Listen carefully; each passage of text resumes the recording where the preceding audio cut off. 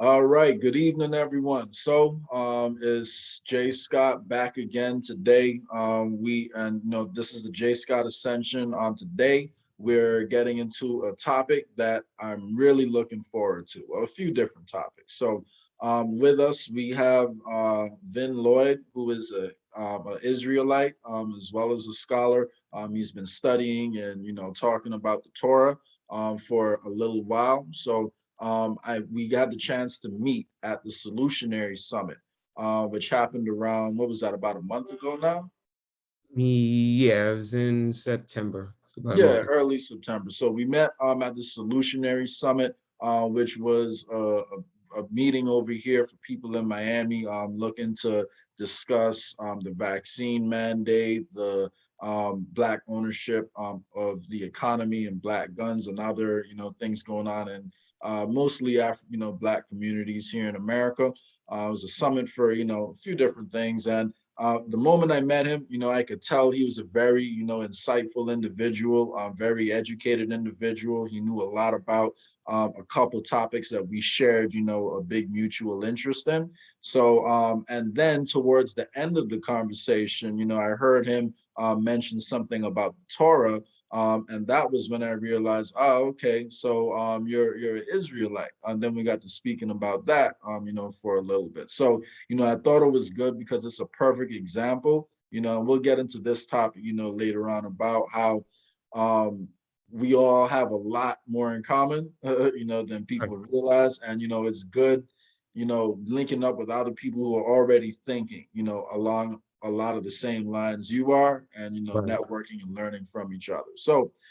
Today we're going to be hitting a few different topics, including Indigenous Black Americans. We'll touch on the Anunnaki stories and rumors that you hear about a little bit. We're going to be discussing the Nephilim, who they are they real, that kind of thing. And then we're going to get into the Israelite movement or Hebrew Israelite movement, and how that ties into into the Black Indigenous American connection. We're going to be talking about some a little bit of the history of the Hebrew Israelite movement, who they are, as well as some common misconceptions of it. And then some a few important lessons from the Torah, and then we're going to get into the topic of unity, towards the end. We have a few different things to cover. Each one of these things could probably take a whole episode, of their own. Right. But before we get into it, you want to give the people a brief introduction to yourself, who you are. Right. Yeah, so uh the name that I go by is Vin Lloyd. It's the closest thing to my actual government given name.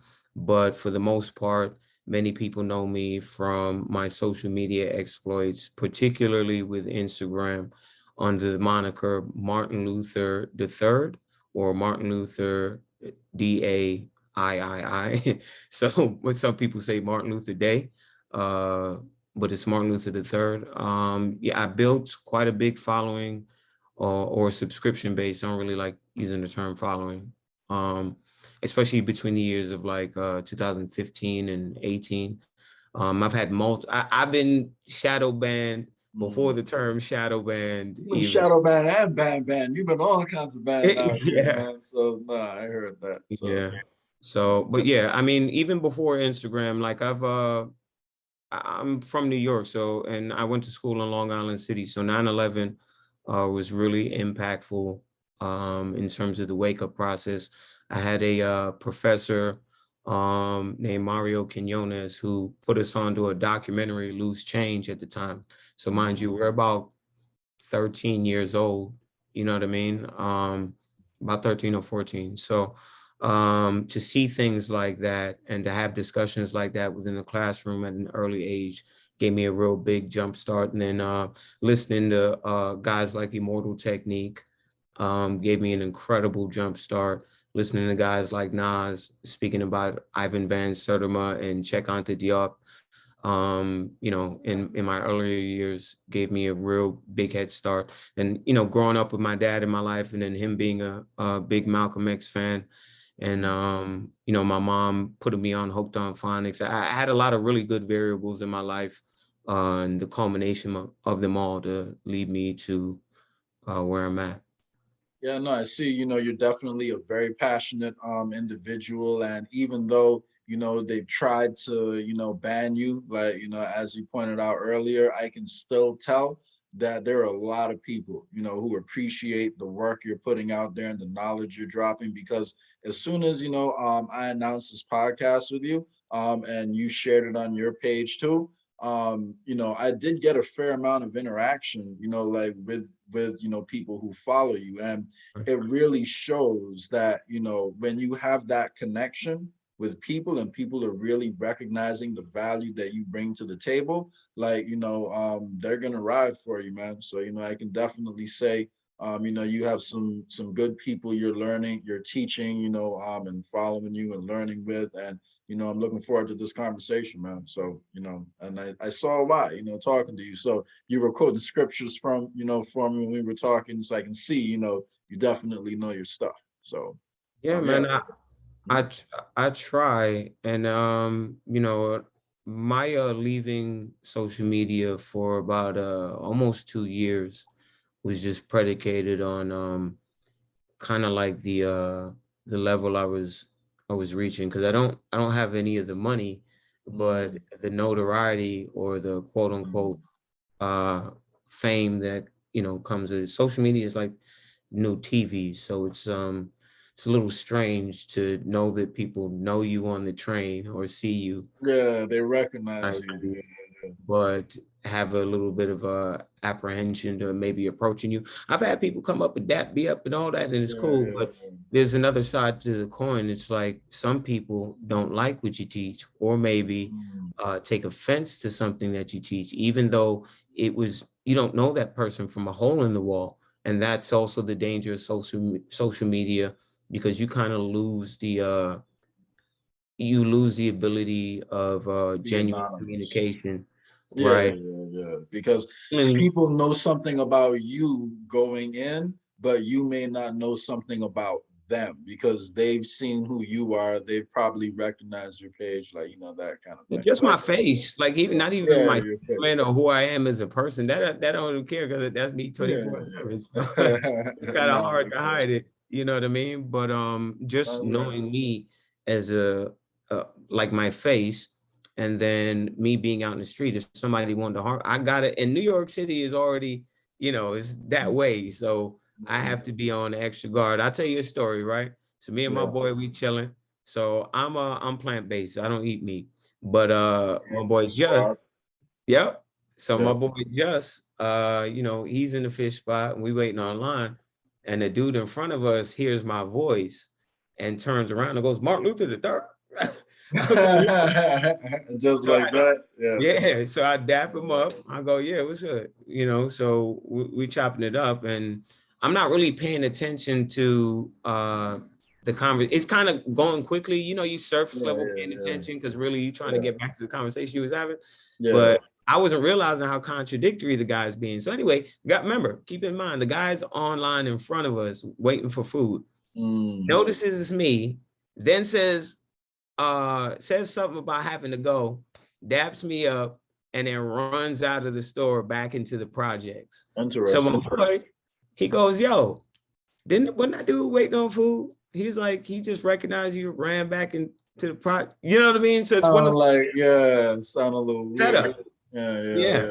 So you never know, and that's my thing. But I'm less fearful of it, because I just know that, as long as I do what I'm supposed to do in terms of my moral character and temperament, my God watches over me.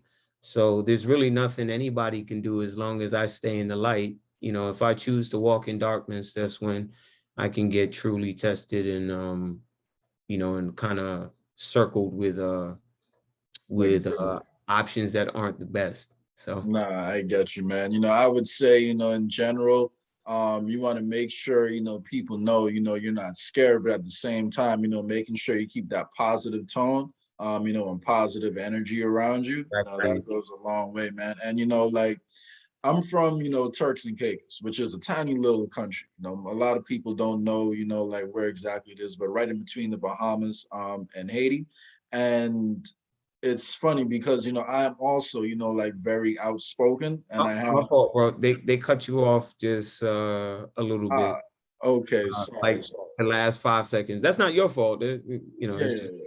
Okay, cool. But yeah, I was just saying, so I'm from Turks and Caicos, a really small, tiny country in between the Bahamas and Haiti. And the population, the total population, we're talking about like less than 50,000. On paper, it's like mid 30s, but we have, a little bit of an illegal immigration problem. So it's a little bit Mhm. more. But all that aside, because it's such a small population, and I'm also someone who's very outspoken, and active, like online to an extent, like when you're speaking of, and here's what I realized, right? When you're speaking on topics, like people agree with you on, you get all the love in the world. You get Yeah, like, yeah, people come up to you, like, oh yeah, I brown recognize you. nosers. You're Jay from Facebook, right? Like I'll walk through the supermarket and they just know me as Jay from Facebook, like half the time, right? Because Right. I have a unique face, like I put myself out there and I'm not scared to speak on issues that some people are a little bit more hesitant to speak on, which I completely get because since it's such a small community, every time you say something, like, people around are going to know like what you're saying. So, Right. but I said all that to say, I can relate a little bit, like to what you're talking about people recognizing you because like as someone who's been outspoken, like against the vaccine and, like, especially against these mandates, it has like ruffled some people like like the wrong way a little bit where it's not to the point where I would fear for my physical safety or something like that. So it's different. I'm not saying and I don't think Yeah, yeah. put in that situation, but at the same time, like it just like we need an atmosphere where people can feel free to speak openly, man. I think that's like the main thing in the world today, man. So people don't take offense so much. But I know how it feels to, be walking around and not thinking, I don't know who out there What recognizes the me. intentions of the person who recognized you is. That's the thing. You never know what somebody's Yeah, intentions are. exactly. And that's so um but there was a comment you made before just 2 seconds ago. I had an idea about what you just said. What's Uh that? just leaves me. Um uh I'm forgetting. It's all right. It'll come back. I'm quite Nah, sure. you're good. You're good. So, with that being said, let's go ahead and jump into the first topic of the day. So, it might look out there like I just got on a regular black tee, but this is a very special shirt. I don't know if you can see that symbol right there, but Right. that's Oh, heck. actually the Olmecs right there. So you know about it, man. If you look at the shirt, it might look like it's like some ratchet stuff, but he's actually wearing a chain with a little meaning on it, and you'll see there's some space in the background. A Right. lot of people, might not know what that's about, but the Olmecs are an ancient African civilization, that were found in Central and, Northern South America, if I remember correctly. And for some reason, when you read history books, they often get, labeled the Asiatic, population or in like or of Oriental descent. However, Right. when you look at the statues and you look at the evidence, it kind of seems, like they were more African. So I heard you mention the name Even Van Sertima earlier. I was showing his book, They Came Before Columbus. So a lot of people don't realize, but there is actually a significant amount of evidence, that black black or African, people were here, in the Americas before Columbus came and brought some slaves over. So, what do you have to say on that topic? Do you think all the black people in America were brought over after Columbus with the slave trade in the 14th and 15th centuries, or do you think black people were here before then? I know for a fact that Black people were here, or I'm going to use the specifically speaking on what you would dub the American Negro or Negro de la Terras, I think they refer to us as in some of the older writings in like the 15 and 1600s, because there's a different, like the colloquial term black is a moniker meant to just encompass all Adamic people. So whether Ham, Shem, Japheth, they were all dark-skinned people. And when I say dark-skinned, meaning varying in the complexions of brown. So from your complexion, which is like my mom's complexion and brother's complexion, my complexion, darker, lighter, all the way till, you know, even the albinos amongst us. Okay. So for me, that's one. And then there's a distinction between, you know, Black peoples, culturally speaking and genetically speaking. We're a part of the same, we have the same Y chromosomal lineages or ancient ancestor. However, you know, as you go down the tree, that creates different lines and different branches, different family branches. So people who are Hamitic are different than those of us who are Shemitic. And then there are multiple Shemitic nations, of which Israelites are just one of many. Now to answer your question, I just want to give a backdrop so I can answer. So in terms of the Olmecs, I don't think they're in particular anybody's, in terms of Adam's ancestors. I think those are the children of the fallen. It could be that, or because you're talking about the age of pyramid building, and you know, that's the age of Atlantis, Lemuria. So that's a time that's before our, at least as far as I'm understanding it, it's a time before our rendition of man. So this is why you see pyramids all over the earth, not just in the popular place that they call Egypt. So you think that pyramids are all products of a different form of human, not the ones that are roaming the planet today, or do you think they were built by fallen angels, as you were describing them? Well, those fallen angels had children as they replicated with or procreated with the daughters of men, which created the legends that we are so-called myth. The European likes to call it myths, but really it's just ancient history. So this is why you see the same rendition of ancient history being expressed in different cultures throughout the years. Keep in Yeah, mind flood. sorry, go ahead. Flood, you mean? Like, yeah, well, that's one thing you see repeated throughout almost every different culture. Right. So, and even the tales of the Great Deluge.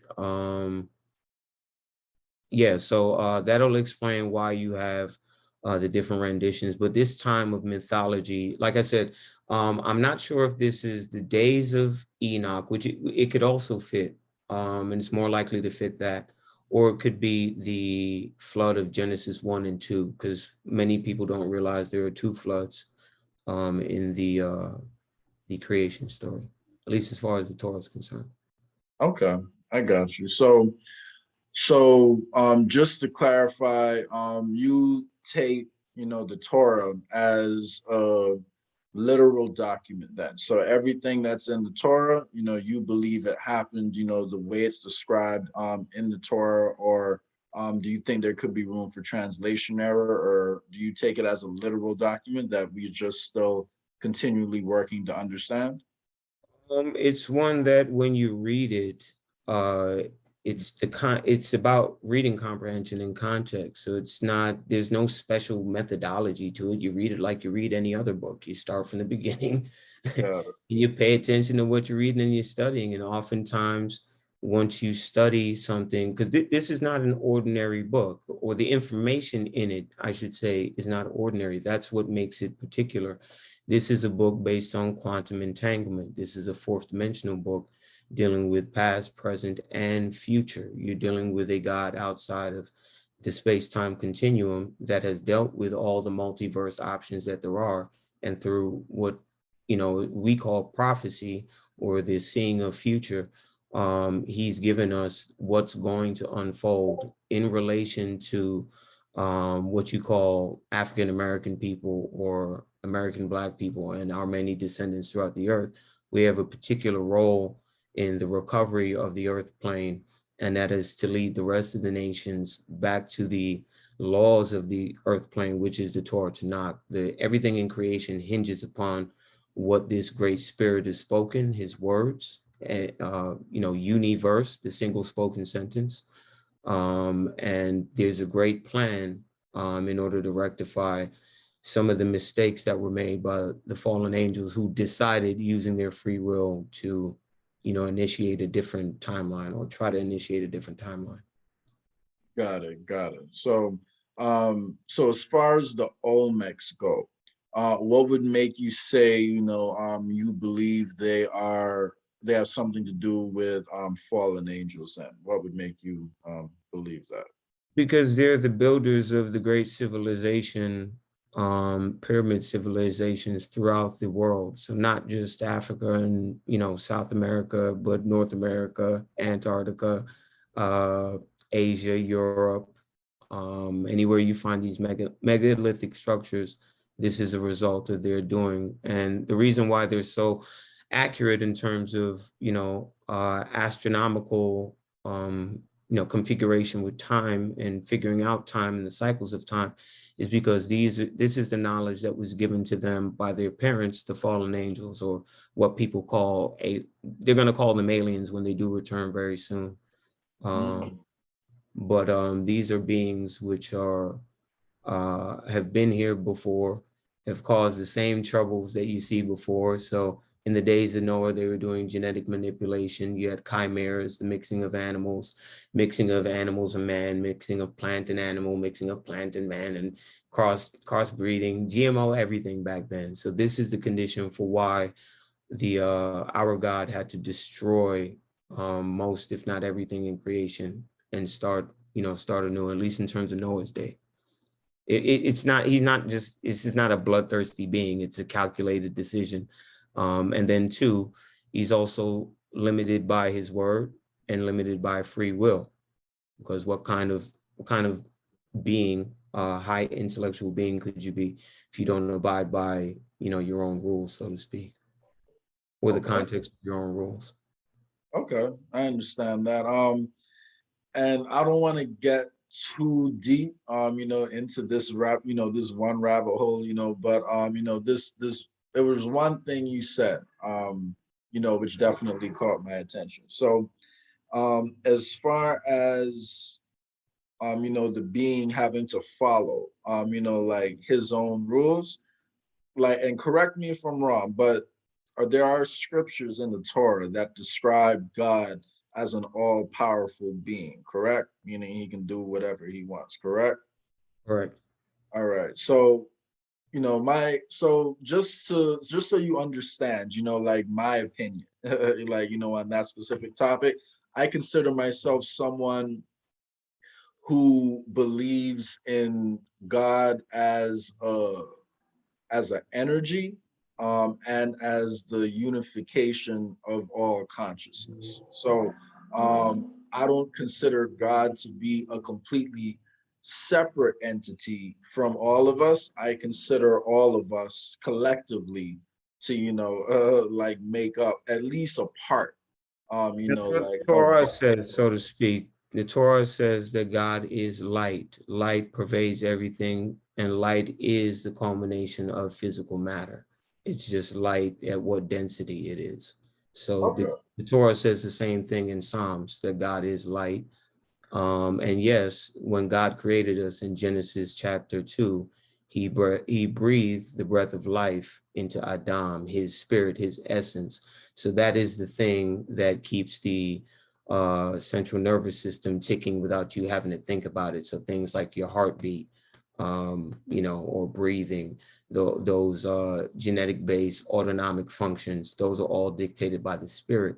And then because you have a fragment of the spirit, you have a personality, a distinct personal personality, which is the soul, which is that fragment of the spirit. So Torah does say the same thing, essentially.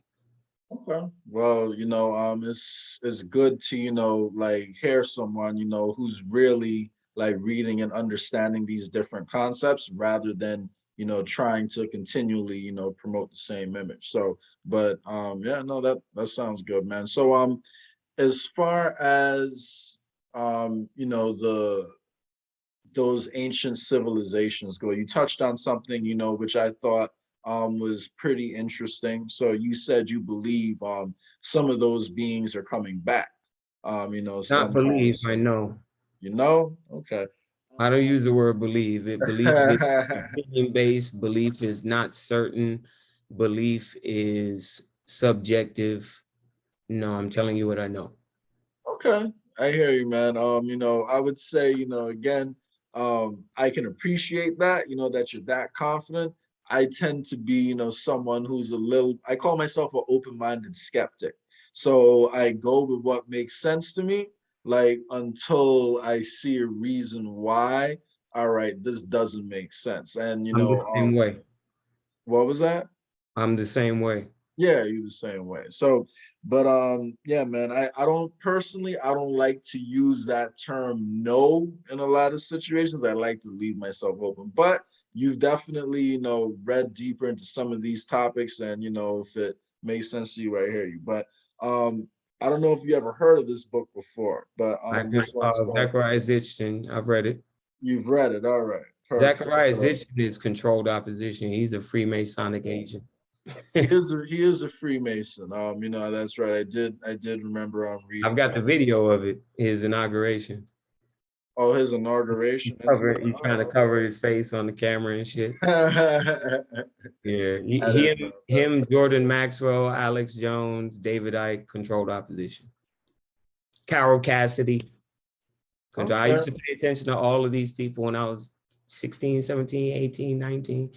Like, you know, the Zeitgeist movement? Yeah, Remember, yeah, I know remember that? Zeitgeist All movement. right. Yeah, So I was one of the original members of the New York City chapter back really. about, yep, back when I was about 20 or 21. I wish there was like I wish I knew more about Zoom so I can screen share with you, but eventually in the future, you know, we'll be able We to get it do that. set up. Yeah. Yeah, I'll show you some of the images I have with and this is before I understood that, you know, the American Negro is the Israelite. This is about a year or two beforehand. Um, and I got to meet Jacques Fresco, Oh, you got the the meeting. guy with the Okay. Venus Project. Very speculative answer he gave me when I asked him about the centralization of power and what we're going to do in terms of the elite, because this plays into their hand to set Yeah. up this digital world system without removing them. So he told me not to worry about that. So very curious. Not much you can glean from it, but So, very curious. so, you know, I mean, I've watched their project called The Choice Is Ours on YouTube. I've actually been in touch with his ex-wife Roxanne Meadows, and you know, to be completely honest with you, like I do think the project itself like does lay out, you know, a lot of good things that we might be able to learn from. It's brilliant, However, actually. what was that? It's brilliant. Have you read the book? I haven't read the entire book It, yet, but it's brilliant. Some of the points that he yeah, makes is very cogent, very well thought out, and very true. So yeah. I agree with a lot. There's just some things that How I is don't. that part gonna work? Yeah, yeah, yeah. I get you. Yeah, So I would say I think blockchain indeed, you know, does allow decentralization like of that system to an extent. So, you know, there are different ways, you know, that can be applied. That was why, you know, I was recommending that book to you when we linked up, Mhm. Blockchain Evolution. I don't know if you had a chance to, you know, I Blockchain haven't copied it yet. Revolution. Sorry. You have a No, I copy? haven't copied it yet. Not yet. Oh, It's a okay. good thing Yeah. you reminded me because it definitely escaped my mind. Yeah, yeah, yeah, definitely. Well, matter of fact, let me write it down before I forget. I was gonna say, can we touch base on this blockchain thing? Because blockchain is not what you know the savior y'all thinking it is. It's a part of the B system. What's it called? Blockchain revisited? Revolution. Block, So yeah, so when people say that, right, I kind of consider it the equivalent, you know, like of a gun. The same thing I told you in the meeting, man. A gun can be used to protect your family, or a gun can be used to rob someone, man. Like blockchain is such a revolutionary technology that it can be used to democratize the way value is created, or it can be used to set up, a, like a totalitarian system. So it really depends on like how we do it. But in my opinion, it is actually the solution to maintaining at least our self-sovereign digital identity, depending on how you set up the system. Because number one, it's the most secure form, like of database out there, so it's not going to get hacked. But number two, the way the data Tell is you about stored. everything. It's not going to get hacked until it does. And then what are you going to do after that? But Everything my they put out, they said it wouldn't be hacked, and then it got hacked. no. People have never said that about. But here's the thing: They've said that about any system that they claimed no, is secure, and then boom, gets people hacked. have hacked the Federal Reserve. Here's the thing, right? Quantum. The only risk to it is what happens with quantum computing, because if blockchains are not quantum proofed, and then whoever owns the quantum computers wants to decide to use that power to kind of destroy blockchains, unless until those blockchains are quantum proof, it'll be vulnerable to that. But the way the system is designed, like it's the closest thing we have to Who's unhackable. designed So the system that you're speaking of? there are many different developers, man, like who do it. So, They work on decentralized projects, and the codes are all open source. So it's not like no one can get in and see exactly how it's being built. Everyone can go in and see how the blockchain was built, see what's happening on the blockchain, and if they want to make alterations to it, there's different voting mechanisms to change the way like the systems themselves work. But it's transparent and it's still unhackable. So you can go see the code around how Bitcoin works, but the only way you'd be able to hack Bitcoin is if you had more than 50% of the total computing power that's on the Bitcoin mining network. So we're talking about literally millions of computers all over the world. The you're only talking way to about be able. quantum computers at that point, and Yeah, there are yeah, but that's what I'm saying. There are a few people, hold like on. if I was going to say there are multiple government agencies, namely the NSA, which have control over quantum computers and data centers like in I Utah know, and a few of but the buildings. So that's yeah, yeah, playing yeah. right into the hand of the elite and what they're trying to do. But here's Um, the thing, you can quantum proof the blockchains. And once you do, so I'm not lying, I'm not denying what you're saying, that it's vulnerable to quantum computing. It is vulnerable to quantum computing. However, you can also quantum proof it. So once those resources get opened up, like a bit more and more people have access to quantum computing, the people who are building that will be able to quantum proof it, man. But yeah, it well, can't be built. It can't just be thrown into the world as we have it today, and then it'll change everything by itself. Like before we can make any steps forward and any progress, I do, because one thing I notice about you, you're trying to raise consciousness. You want people to kind of get on the same page. You want people to follow the Torah because you believe the Torah, not with just any regards people. Mainly, I'm concerned with my people, to with black people. Yeah, yeah, yeah. w- well, even that. I'll be specific. The American Negro and all our descendants around the earth. So not every black person. Now, I'm not here to unify all black people or all dark. I'm not here to unify around skin complexion. I'm not here to unify around economics. I'm not here to unify around faulty philosophies. I'm not here to unify around philosophies that conflict with the Torah. I'm not here to unify around the mission that God gave us in the Torah and anything that deters from that. I'm not here to unify with any of that. Just to Okay. be clear. So how, because that terminology opens up, like it doesn't, it's hard for me to imagine because all right, descendants of the American Negro, are you talking about people just in North America? Or are you talking about the We're scattered all Afro-Caribbean over the people face of the or earth.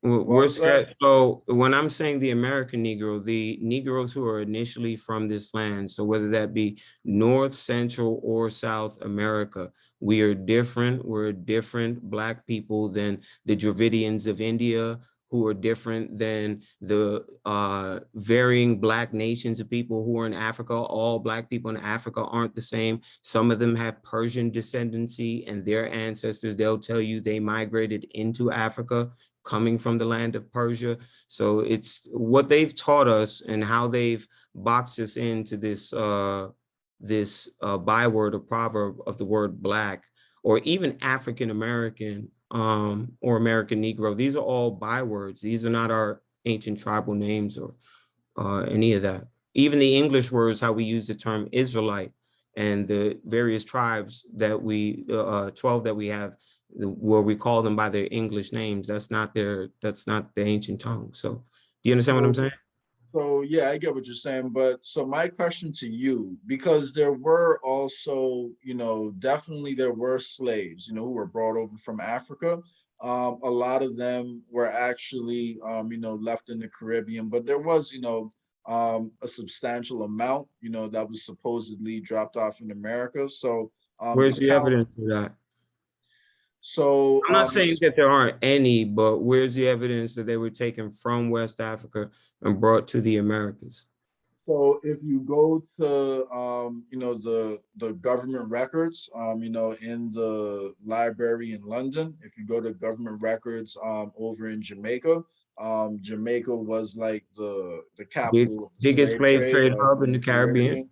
Yep. So yeah, so they recorded, in their books, how many slaves they brought over, from Africa, and They also said from Africa. yes, yes. So they recorded how many slaves were brought over from there. So like I'm someone who believes that there was I like the number of slaves that came across the Atlantic is supposedly no greater than 500,000.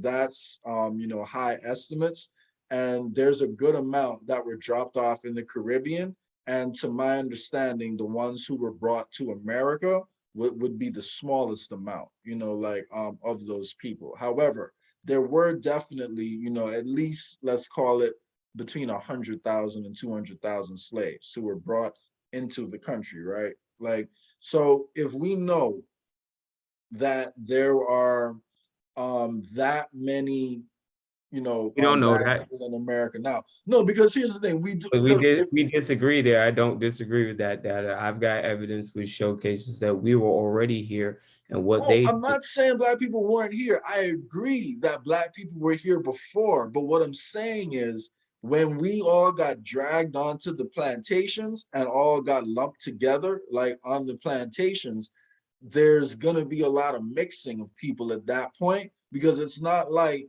they took the Africans and separated them from the Native Americans. The whole point was they wanted, They to actually did. refer to everyone as Black. So the Black Native Americans would lose, would lose down the line the fact that they were here first. So to my, like, is that your understanding, or you have a different understanding? We agree to for the most part, but at least as far as I understand it, is if there were Africans that were brought over here, it surely wasn't enough of a population to influence the genetic pool over here. We vastly dwarf the amount of slaves that were brought over, the amount of Negroes which are already here. Like, for instance, the slaves which are supposedly brought to Jamestown in 1619, those slaves were, or those Negroes were pirated from a Spanish fleet, which got them from, I believe it was either the Caribbean or South America. They didn't get them from Africa. They lied, though, and told them that they got them as African imports so that it wouldn't show up that the British pirated it from the Spanish to cause a war. That's what they did. And I think it's a man by the name of James Wood, but I have all the information printed out. I can always send it to you. Yeah. So many of their tales about them bringing Africans over from there, and those slaves being the majority of our ancestors, that's a bold-faced lie. Yeah, I don't think I would call it the majority. I don't think, it was over 50%, but if you just look at the raw numbers of how many Black people there are, like in America now versus, like how many slaves they say were brought over across the Atlantic, it doesn't make any sense, even if you account for immigration into the country. Right. So I would agree with that. However, Nor do the there, ships, not to cut you, but nor do the timing of the ships and the documentation, because they're not telling you 500,000, they're telling you 100 million. Like there's something stupid and ridiculous. Like you emptied a whole entire continent and brought them over here. That's ridiculous. It's yeah, absolutely no. ridiculous. And then two, you got to keep in mind, you're talking about the Atlantic Ocean, which is the most out of the Pacific and Atlantic, Pacific pacified. Okay, it's passive waters. The Atlantic is tumultuous. You got Navy ships of today, which don't even, they would prefer not to go that route, to have to travel across it. So you telling me wooden ships and they got to travel 3 months at a time? It takes 6 months to go back and forth. Half the people that you're supposedly taking are dying. Stop it. It's not enough. It's 6 months journey.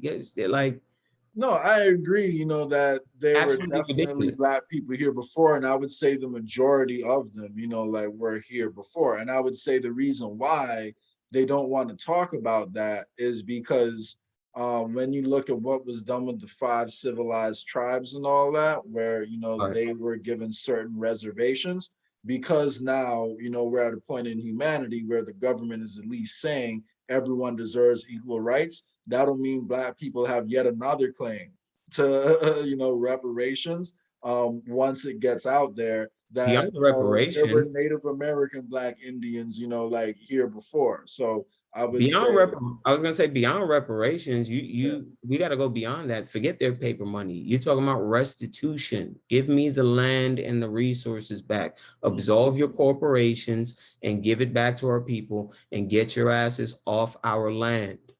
I don't at this point, I wouldn't really consider that, like realistic, but I know uh that's why God is gonna have to do what he's gonna have to do to make it happen. All of these goddamn squatters gonna have to get the hell off our land.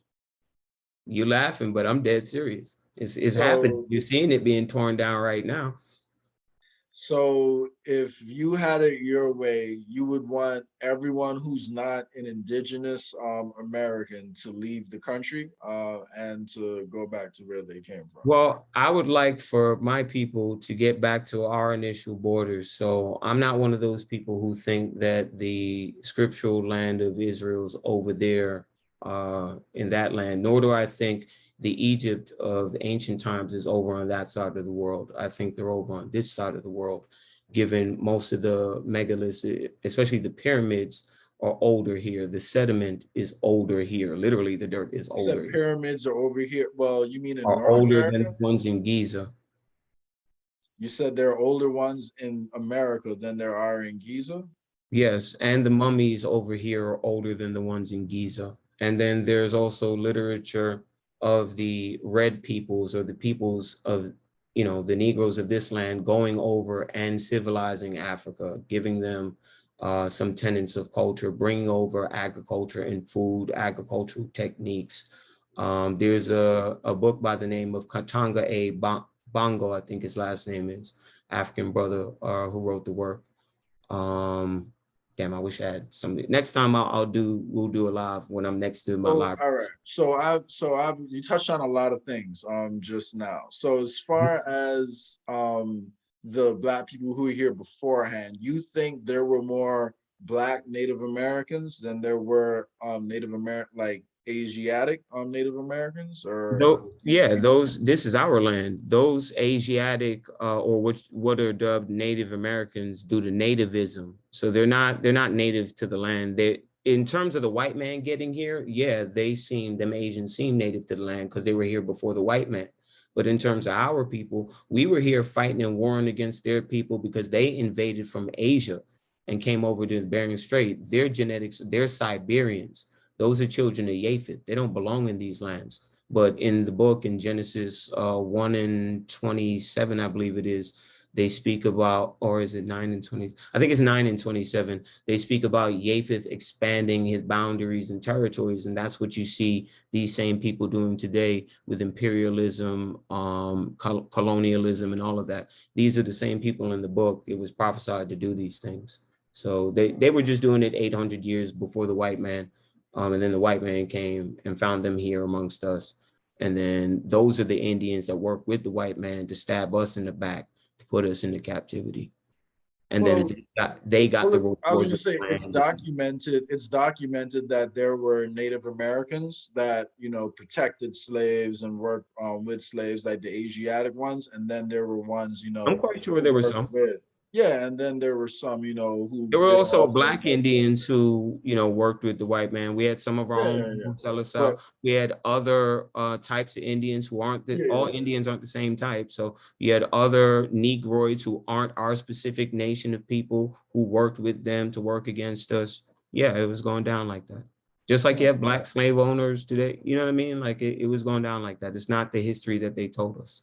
Yeah. So but that point, you made right there, I would only say that in my opinion, I do think that it's beneficial to, have people of all different, like lineages and walks of life, like in the same place. Because, in my opinion, different experiences, like in different cultures and all that, coming together, it can be a good thing, man, because, even though people may think a little bit differently, because of their upbringing and, like a little bit, of that, like it's a little bit of genetic influence there too. I would say it's beneficial to like at least let minds come together and like work on the same thing. So I would have to I don't know if you literally mean you want everyone who's not a Black American to leave the I country. literally mean what I literally said. There's no country according to the book, unless now you're getting into something where there's something in the scriptures known as proselytes. The other nations of people, once we get our, and you even have some of them in the Discord who they're having dreams that God given them, and they're wanting to come and learn the book and the Torah because they just want to observe this creator and show appreciation to this creator. It's a choice that these other nations of people made to come and learn and try and be amongst our people. So that's fine. The scriptures tell us that that's cool, but they can never have leadership positions in our society and things like that. This is our culture. This is our nation of people. No different than any other nation outside of the United States, because this is a great experiment conducts themselves. They like to keep their nation of people in control, as they have the right to, because every nation is sovereign and God made differences for a reason. Differences are to be appreciated, sure, but there are also moral things that we cannot unify around according to the Torah Tanakh. For instance, homosexuality. In Hindu culture and in Taoist culture and Buddhist culture, they're averse to it, or not averse to it. They don't have any aversion towards it. In our culture, that's absolutely satanic behavior. It's grotesque, it's disgusting, and it creates a moral atmosphere which is not conducive to anything that you associate with good or righteous. And we clearly see that today in the current society we live in the moral, sexual, debaucherous behavior. So I would strongly disagree that all cultures should just unify. That's not true. We have to unify around what is objectively moral, or we will always have conflict and war. What's defined as objectively moral does change over time though, and we see that God doesn't in change these over time. That's a lie. God is eternal and because doesn't change, and his laws don't change. And his laws are what determine what morality is, because without God, there is no objectivity. Without objectivity, you can't have freedom. Without freedom, you can't have the decision, or you don't have the ability to determine justice. And if you have no right and wrong, because there's no objective way to look at things, then you can't have any moral code, which means you're left with subjectivity, which is one man's opinion or feeling or whatever philosophy versus another man's. And that's dangerous. That's the world we live in today. And that's why we see the trouble we see. As far as, objectivity, not changing over time, um, like, here's an example of, like, why I would push back on that. So I don't know, like, what the Torah, what the name in the Torah is for this, one specific verse. But if you look at in the Bible, this is Exodus. So Exodus 27, like 7 through 11. But if I could just read, this one passage, like, it'll just give you an example of, why I would say, in my opinion, it does change over time, because something like this that may have been acceptable back then would not be acceptable today. So it starts out saying, when a man sells his daughter as a slave, she will not be freed at the end of 6 years as the men are. If she does not satisfy her owner, then he must allow her to be bought back again. But he is not allowed to sell her to foreigners, since he is the one who broke the contract with her. But if a slave's owner arranges for her to marry his son, he may no longer treat her as a slave, but as a daughter. So, it then goes on to, go into a little bit more rules What is around that that. talking about? That's talking about a man selling his daughter as a slave. No, that's talking, what is the context of slave? Slave would be someone who has to work without compensation. A slave is not someone who has to work without compensation according to the word used in the Torah. A slave is the same as an employee. That's not true. The context that you're looking at the word slave in is not the context within the scriptures. There's, like, for instance, there's no, like, how certain people try to use the scriptures to justify chattel slavery. Chattel slavery is not justified in the scriptures. There's a 7-year annulment. So which verse in the scripture? Yeah. There's a 7-year limitation to someone's employment, and it's actually preferred that someone doesn't remain in eternal or lifelong employment or subjection to someone else. After the end of a 7-year employmentship, usually the guy who hired the slave or employee gives him with a portion of land. So the way that the Torah outlines things, you can't just cherry pick verses and then read them out and say, I have a problem with it. You also have to understand the cultural context for which they're talking about. So for instance, cultural context, which is, my whole point, man, of how things change. That's what I'm talking about. But yeah, there's nothing that's changed here. I mean, people still have this type of so culture today, and there's nothing wrong with it. A man is delivering his daughter to another man. That's seen, like, back in the day, you would trade your daughter to a man for a price, a dowry, or whatever that's called. It's business. Marriage was a business arrangement. You're unifying two. So hold on, I do have to pause you there. Hold on. Come on, There's two corporations which are coming together, two families which are coming together. It's a contract. And that's the illusion of today, where most of today, people think that marriage is predicating on who loves each other. The thing that we call love is nothing but organized lust. It's what you do with it. The moral objective principles that you impose on the biological stimulus called lust. Or, for us, it's the testosterone that wanting to get some cheeks.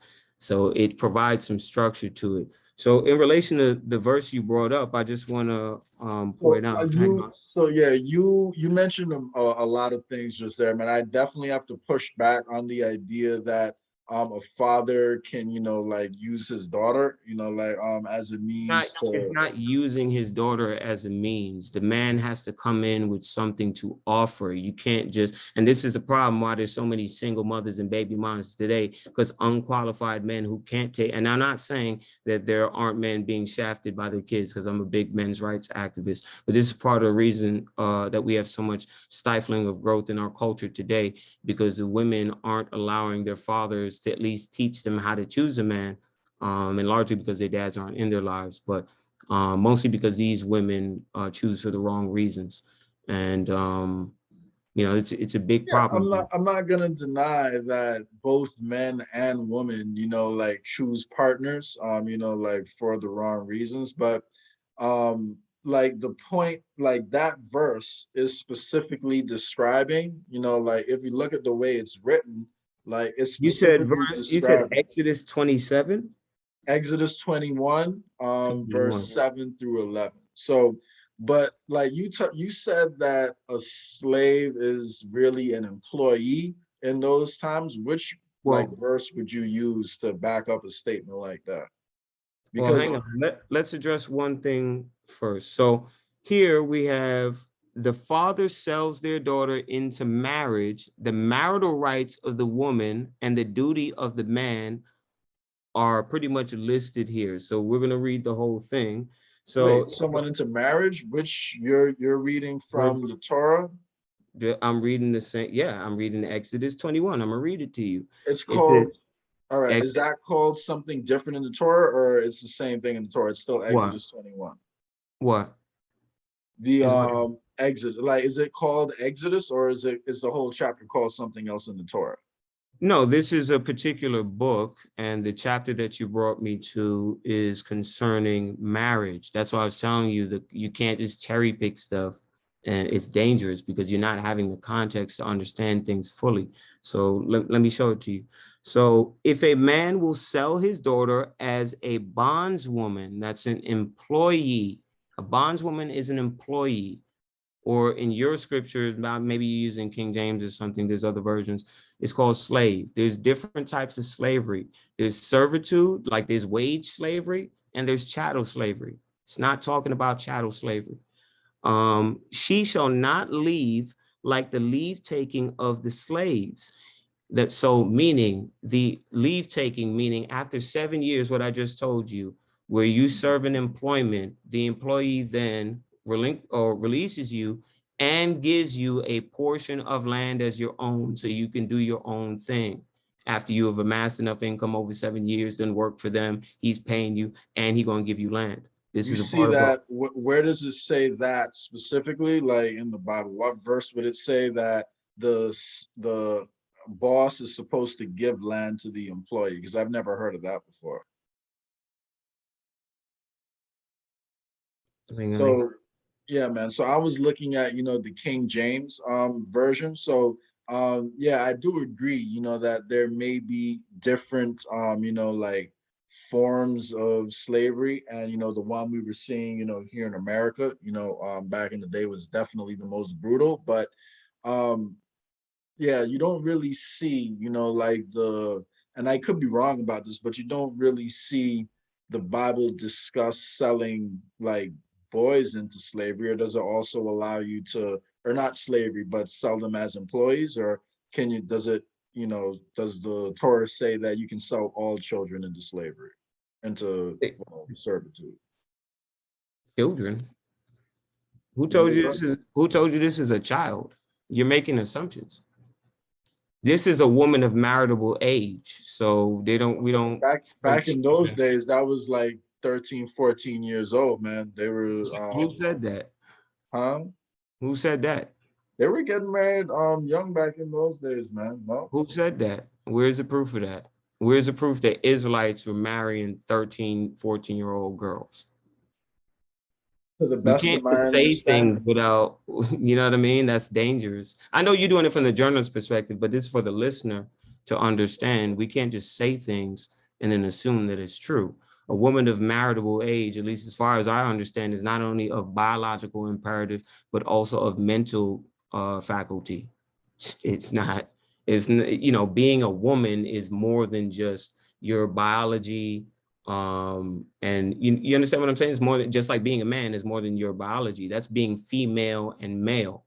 But being a man is about character. Being a woman is about character, a level of mental faculty and ability for responsibility. So that this is a whole different, it's a different thing. But I wanted to finish this thing to kind of show you what I was giving you in terms of the context. And I'm also going to provide it to you because I don't remember it off top, but I'm going to provide you the verse which gives you the context of quote unquote employment or slavery only being set a 7-year duration, and then the employer giving land to the employee or slave. I'll show that to you for sure.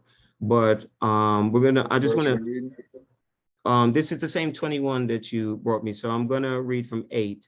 So it goes, if she is displeasing in the eyes of her master, who should have designated her for himself. Now, this is an if. This is a scenario. Now, if the guy who bought the employee now wants her as a wife, he don't just want her as an employee now. He want to cuff it. Okay, pay attention to the context. So he goes, so I'm gonna read it again. It goes, if, context, if, is situational. If she is displeasing in the eyes of her master, something about her he don't like, whether it's a physical thing or maybe something about her character, whatever, he don't like it, right? Mm-hmm. Who should have designated her for himself? This is a guy who purchased this from the father to be the employee, to serve as an employee and potential wife, right? He shall assist in her redemption. He shall not have the power to sell her to a strange man, meaning he can't get rid of this woman and make her the employee of somebody else. He can't do that. He already went in with the intention, of doing something else and then found her displeasing, right? So it goes, for he had betrayed her. So this is the, I don't want you no more. I'm going to give you off to somebody, another dude. You can't just do that. It doesn't work like that. He shall not have the power to sell her to a strange man, for he had betrayed her. Verse 9. If he had designated her for his son. Now, if this dude had bought her, purchased her to be a wife to his son, right? He shall deal with her according to the rights of a young woman or a marriageable woman. Okay, verse 10, if he shall take another for himself, meaning another woman, he shall not diminish her food. So these are all different situations. So if the guy has this woman and decides to get another wife, he still has to keep the responsibilities he was designated in the beginning of taking her on as a wife to begin with. So this has to do with like marital status upon purchasing of an employee from the father. There's different context to it. So it's kind of like the last portion is dealing with polygyny as well. So what I would ask you, what there is your issue? Is it the not understanding that marriage is a business in certain cultures and not how we do it in Western civilization? So I would say my issue is I think as autonomous people, like whether you're, like a man or a woman, that you should be in charge, like of your own destiny. And just because someone's born a woman, it shouldn't necessarily mean, like that her parents would be able to go around and kind of select, whoever they want, for their daughter, and to have that be based on, what's going to make the most money for the males, It's not making the most money for the males. The males are the ones who make money and provide for the family because that's the culture. The women aren't out working. That used to be the culture until feminism came in. And then now you see the destruction because it's thrown the gender roles off its course. So the things that you promote are the things that we see in society today. And it's a complete detriment to our moral development as people and as a civilization. That's why we're in the shitty situation that we're in today. Maybe if women listen to their fathers who understand men and the nature of men, they'd be able to select men better. Maybe that's something we should consider, because you look at the selection choice, even of both men and women, because marrying, there's also the other family, the male's family, they make consultation as well. Like I told you, this is two corporations coming together. So if the parents don't think it's a match, they have the right to voice their opinion, because you're linking two different families, and parents are there to be a guide for you. So I'm not saying that and also there's parts in scripture where Sarah didn't necessarily get permission from her father, or not Sarah, I forget which one it is. I think it's Isaac's wife. Didn't get permission from him per se. He liked Sarah and he chose Sarah and was with her. Or if I'm not mistaken, I don't want to confuse stories, but there's different nuances, but there's a cultural system that we have for guiding our decision making. And there's nothing wrong with having a guide and a reference point and using elders to guide your decision making, given they have much more life experience than we do.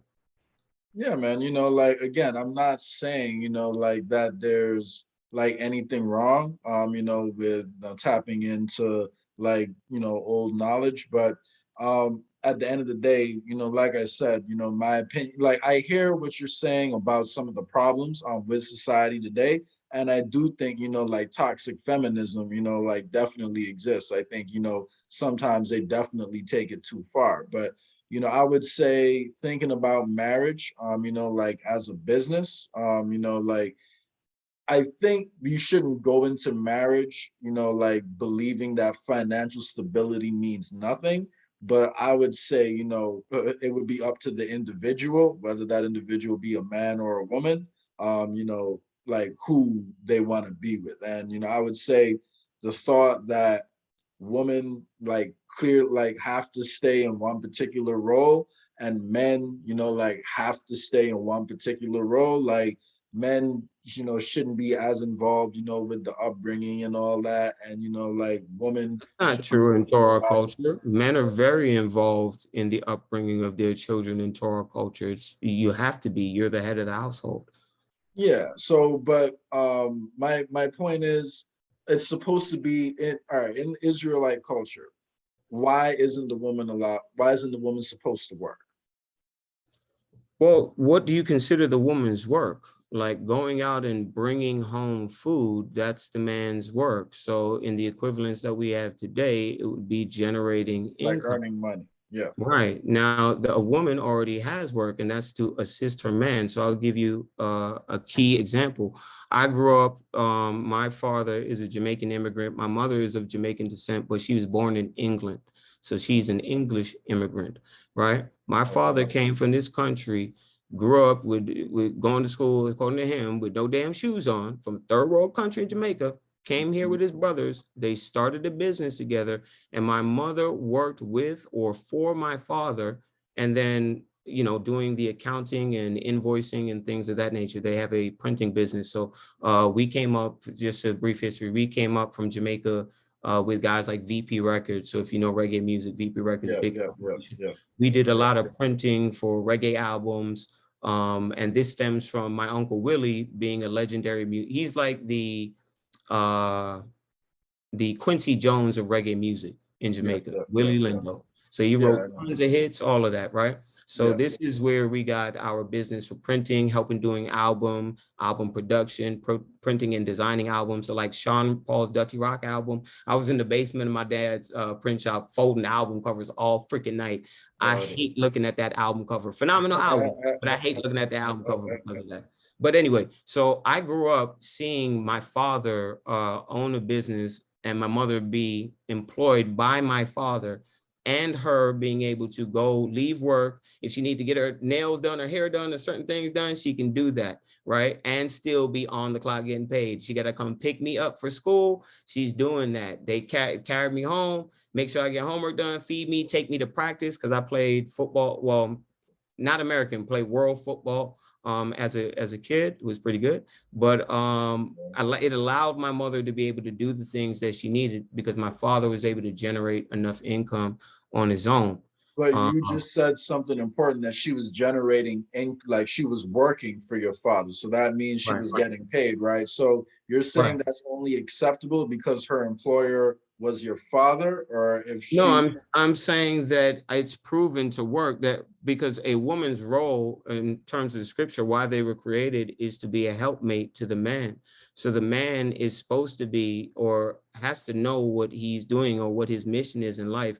And then it's the woman's job to come in and assist him in his goals or mission in life. She was created to be like a reflection of himself. In other words, this is why women was created, to be a helpmate. They're like our sidekicks. you think, I mean, I don't know, man. And Like I I think hear I know. you, I but mean, women hormonally, they're designed that way. You're talking about oxytocin and estrogen. They're designed to want to help, or they're supposed to help us in our desires and what we want to fulfill. And the problem that women are having right now is their biological imperative due to the hormones like oxytocin and estrogen combination. is conflicting with the dumbass ideologies of third wave feminism, that they're taught that they're supposed to compete with men and do the things that men do instead of being exceptional at the things that women are supposed to be exceptional at. Yeah, man. I mean, I know, plenty of women, who are like, I've had female managers in the past who were more effective, managers than some of the men, managers I've had in the past too.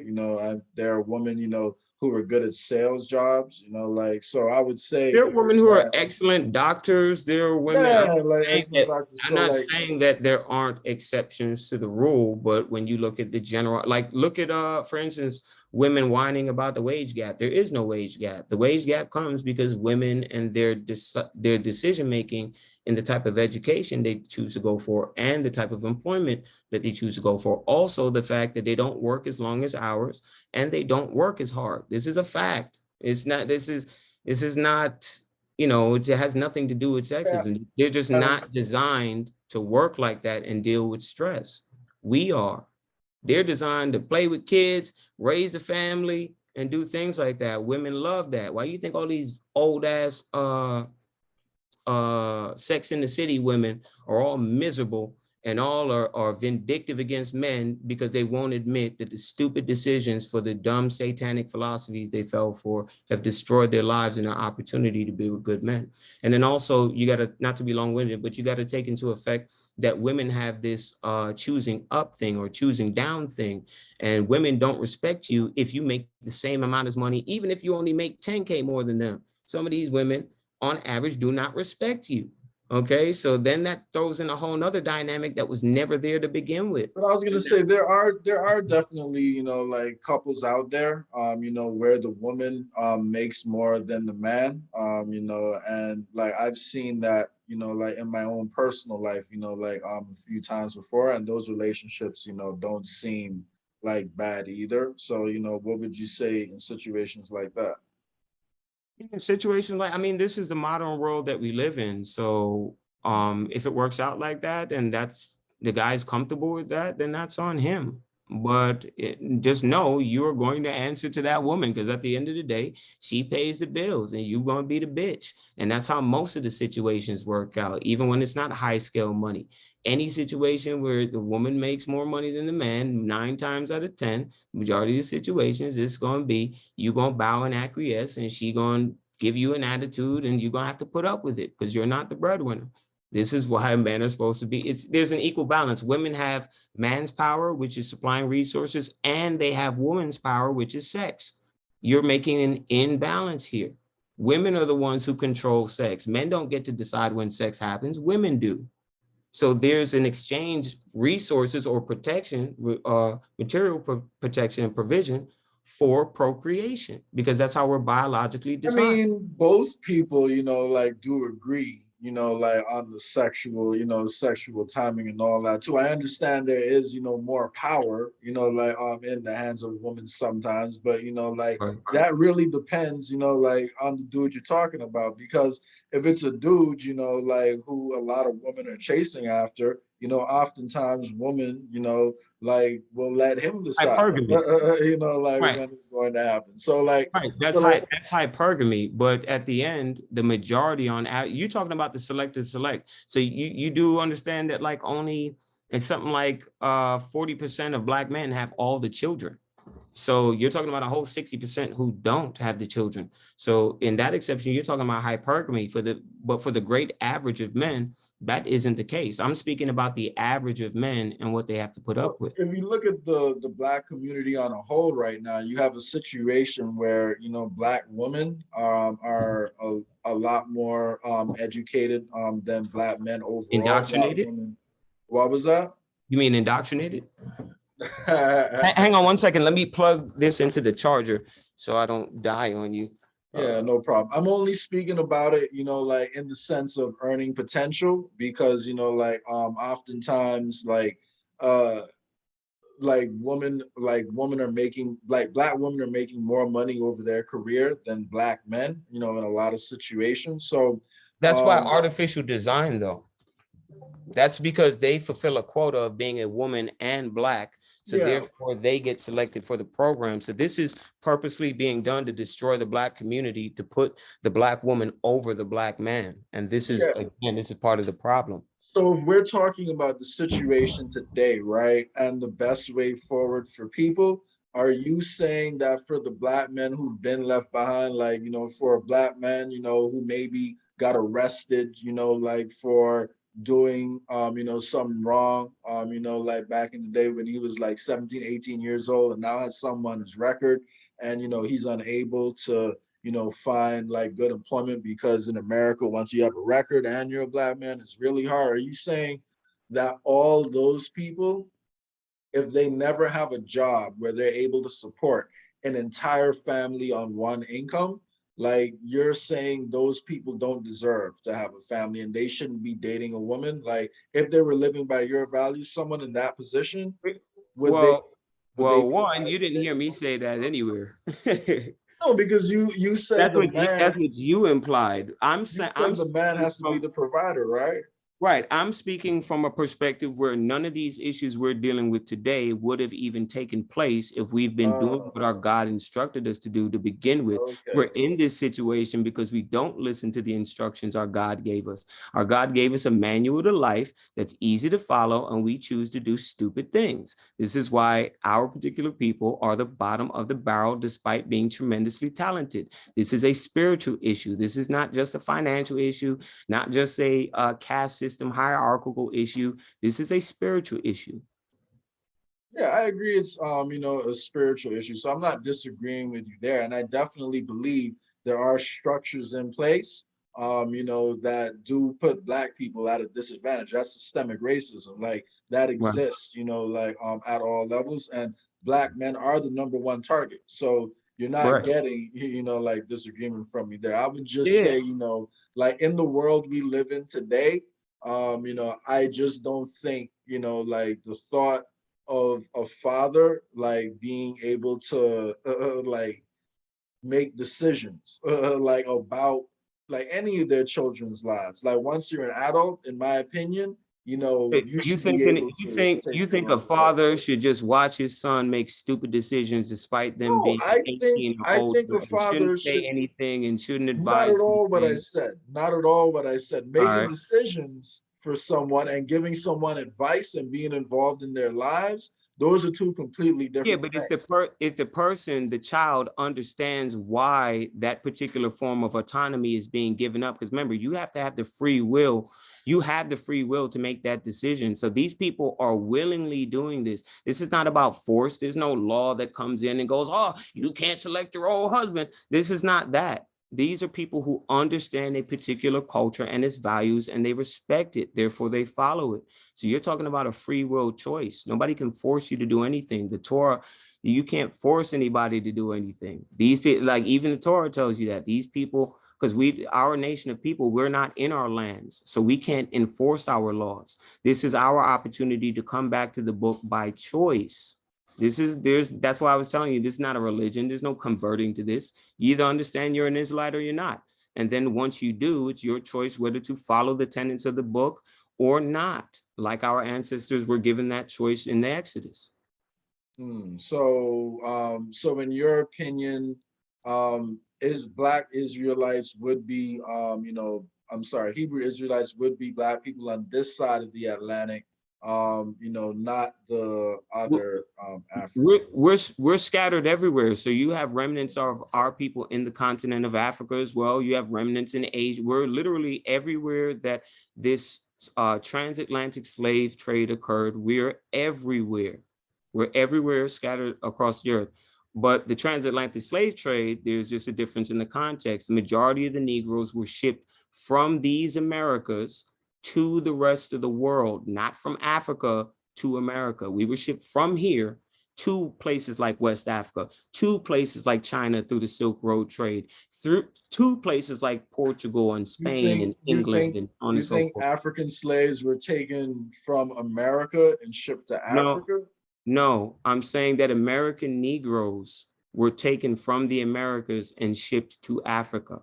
It was the other way around. Majority of the trading went the other way around. We were shipped from our location over here and redistributed. There's an interesting So why would the, well, hold on, I do got to push back on you right there, because if there are Black people in America and in Africa, and the people who wanted to get slaves knew this, then why would they take slaves from Africa, sorry, from America, and move them to Africa? Why wouldn't they just enslave the people in Africa if that's where they are already? Because that would be a lot easier to transport them than to have to get them in America and brought them all the way over there, which is why I believe the majority of the slaves on this side were already here. But there is documentation of them bringing them, it like was across the it world. it was a plan. When you read Christopher Columbus's journal, he found out about this land. He didn't mistake it for India, because the place we call India today wasn't named India back then. It was called Hindustan.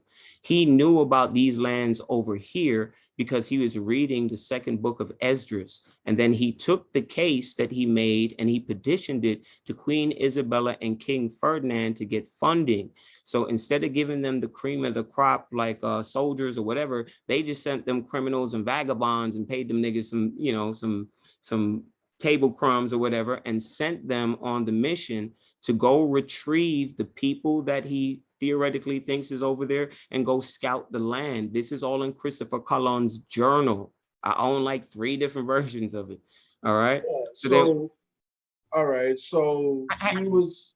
hang on one second. I just want to finish this context. So this second book of Esdras is how Christopher Columbus found out about the Americas. And the term Indian comes from the Spanish word indios, means the people with God or the people of God. So when you ask why would they specifically come over here and take Black people over here and ship them all throughout the earth, it's because they wanted to remove us from our territories and from our lands. And this is part of the prophecy that God would have a nation from afar come kick our ass and remove us from the land and put us in captivity because we weren't obeying the rules that he provided for us to be in the land to begin with. So he allowed another nation of people, these Europeans and Asians, aka the Japhethites, to come over here and conquer us. Okay, so all right, you said a lot, just now, man. But so you're saying that because Christopher Columbus is on record, like telling, the royal family, that he was looking to go get spices and then, like bring them back, like that's all in public record. You're saying behind the scenes, like he was conspiring of something else with them, or are you No, I'm saying? saying that what you call public record, like Christopher Columbus discovering America, that's lies. Christopher Columbus saying, No, thinking with that's not India what I'm over calling here. public All record right, though. That what are you calling public record? what I'm calling public record is like the documented requests like Columbus was making to, like the royal family over there in Spain, Yeah, like that's what I've asking read. them for ships, like to go over to, America. Like you're Right, saying. to retrieve herbs and spices. He never said he was going to India. That's a lie, because like I told you, that place that's called India was never even called India in that time. It was called Hindustan. So how could he go to a place which didn't exist under that moniker? They're lying. So Then read his journal himself, Christopher Columbus' journal. He tells you how he hypothesized to find the land and what he expected to find when he got there. got it. Well, I haven't read, on that specific part, and that's an interesting take. So, I'll definitely look into that, and see. I'll send you some whatever I'm talking about. I'll send you the books. I'll send you the names of them, and then once I get a chance, I'll take a picture of the page or the specific section to show you so you can read it yourself, and you can see. There's something that you can look up too. It's called the Saint Mary of the Good Winds. It's a painting that was done. Have you heard of it? No, I don't think so. It's called Saint Mary of the Good Winds. And when you look at it, it's the oldest depiction of Christopher Colon, and the images or paintings the imaging or painting of the American Indians that were taken over. And they're all Negroes. They're all dark-skinned American Negroes. You can see them. They look like me when I was a kid. Yeah, I was gonna say, like, I have actually seen a lot of paintings like of like Black Indians, like over here too. So Yeah. so I don't know why I'm calling them Black Indians still, but yeah, Yeah, we the real ones. We are Indios, the children of God, not them Indeed. natives, them Mongolians or Siberians, excuse me. All right. Well, I definitely got to look into what you were saying about that Hindustan situation a little bit more and the original reason why, like he got the charter to come over here. But yeah, man, all that is, definitely interesting. So, Mhm. uh, so with that being said, what would you say, are some common misconceptions, of Israelites? One is that it's a religion. It's not a religion. This is an ancient nationality. And the Torah Tanakh is not a religious book, in the sense that many, like we had this discussion before. So by dictionary definition, like for instance, dictionary definitions can be very misleading. The term racist by dictionary definition is one thing, but when you break down the understanding of linguistics, racist doesn't mean what the definition says. A racist is actually somebody who loves his race, just like a pianist is somebody who specializes or loves to play the piano, just like a tricyclist is somebody who specializes or loves tricycles. Well, I mean, The language is very words key. have the meaning we assign them. Like right now, they just changed the definition of Right. anti-vaxxer to anyone who's against vaccine mandates. So, like, Right. you could believe vaccines are good or everyone should be allowed to get vaccinated, but if you don't think all vaccines should be mandated for everyone, then you're an anti-vaxxer according to the definition. So, Right. like the definition of words, like does change, but as we understand it, like the meaning of, a racist would be someone who considers their own race to be superior, to other races because, that's a subjective thing. But yeah, that's the definition of race. Someone who considers their own race to be superior and different races to have different qualities that are decided based on their genetic makeup. I know I'm saying that that's wrong based on the breaking down of the context of the word, based on the examples I gave you. That it's a definition, sure, but it's wrong. That's all I'm saying. And just like the application of applying religion to the Torah Tanakh is essentially wrong. There's no organized religion of Torah. Torah is not a religion. Torah is laws, statutes, and commandments. That's not So, religion. Just like the Constitution gives you laws and statutes and commandments. That's also not a religion. There are different components within the Torah Tanakh that deal with history. So it's not stories, right? This is history. So we have to give it a bit more respect than that. It also gives you science in there. so Okay. Jonah, the article about Jonah, that's in the Old Testament, right? That's not New All right. Testament. Yeah. So you believe that there was a man who was swallowed by a fish, carried There are around and then men spit back today. up.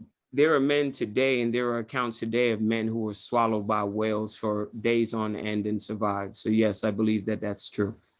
There's accounts of that happening today of people being Yes, I can swallowed by pull a it up fish. to I can pull it up right meow. Let me see real quick. Um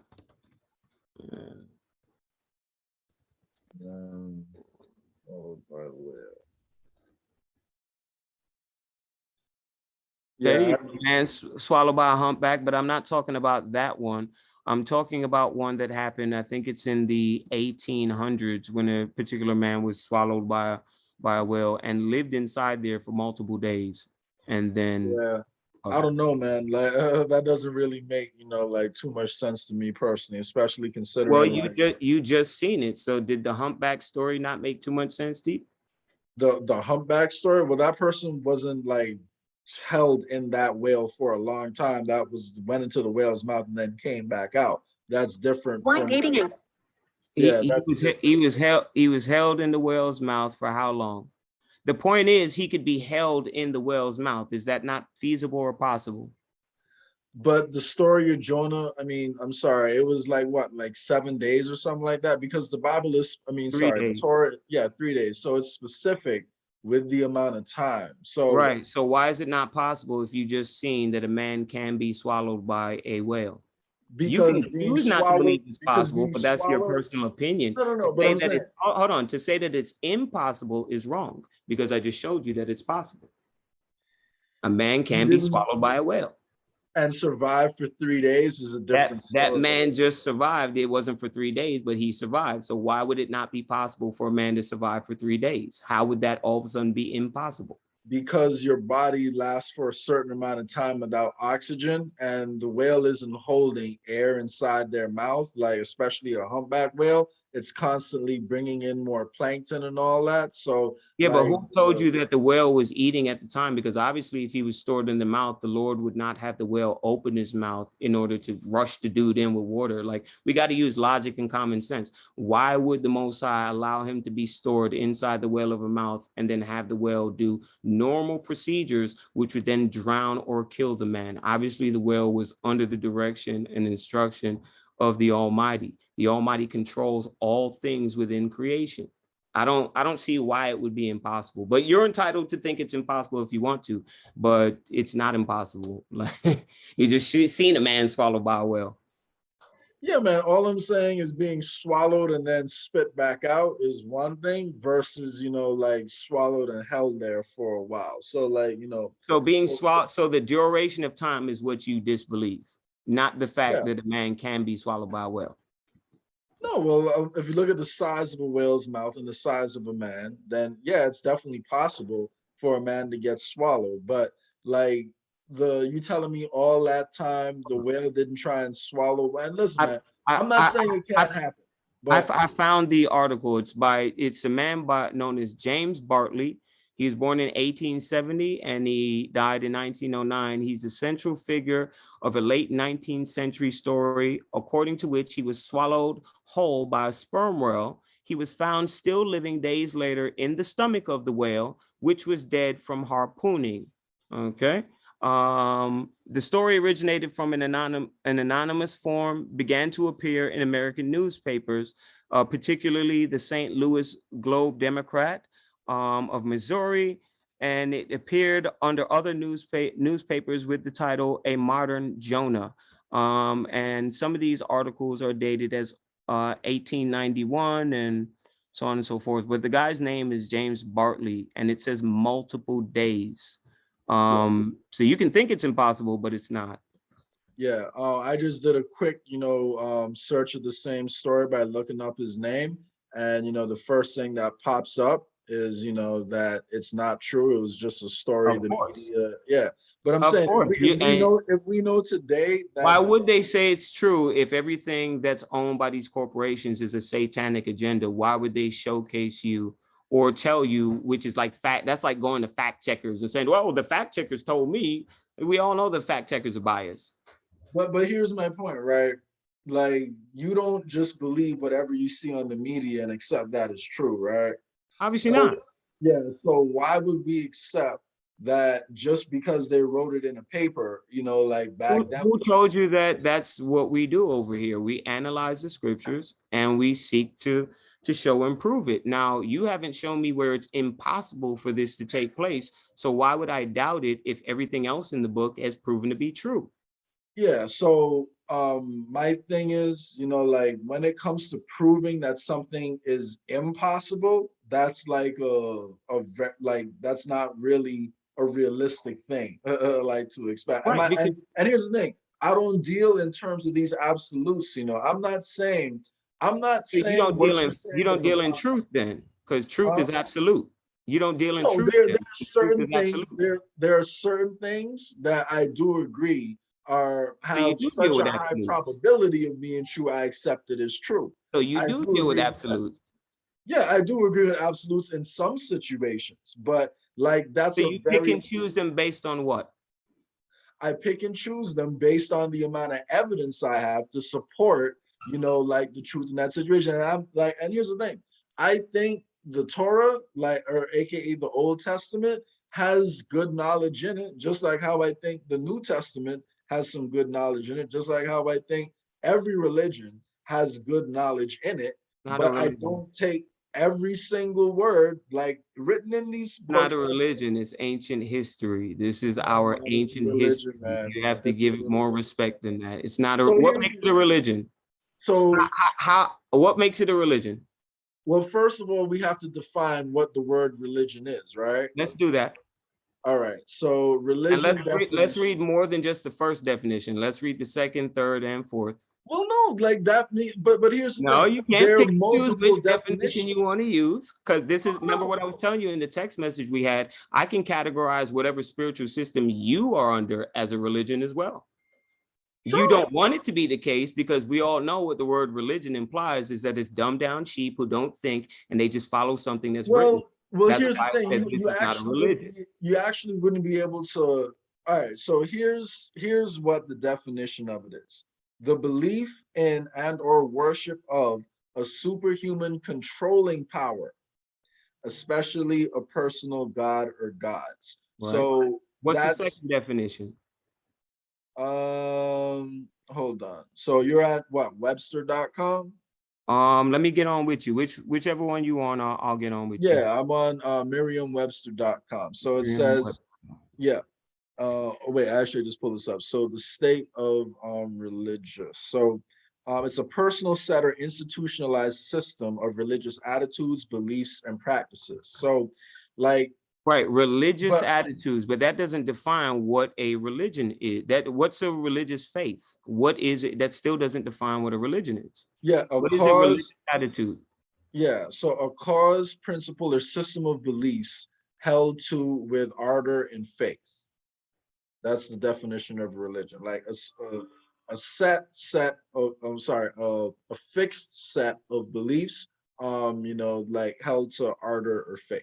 So like my thing is, right, So I would ardor consider, or faith or to observance or faith?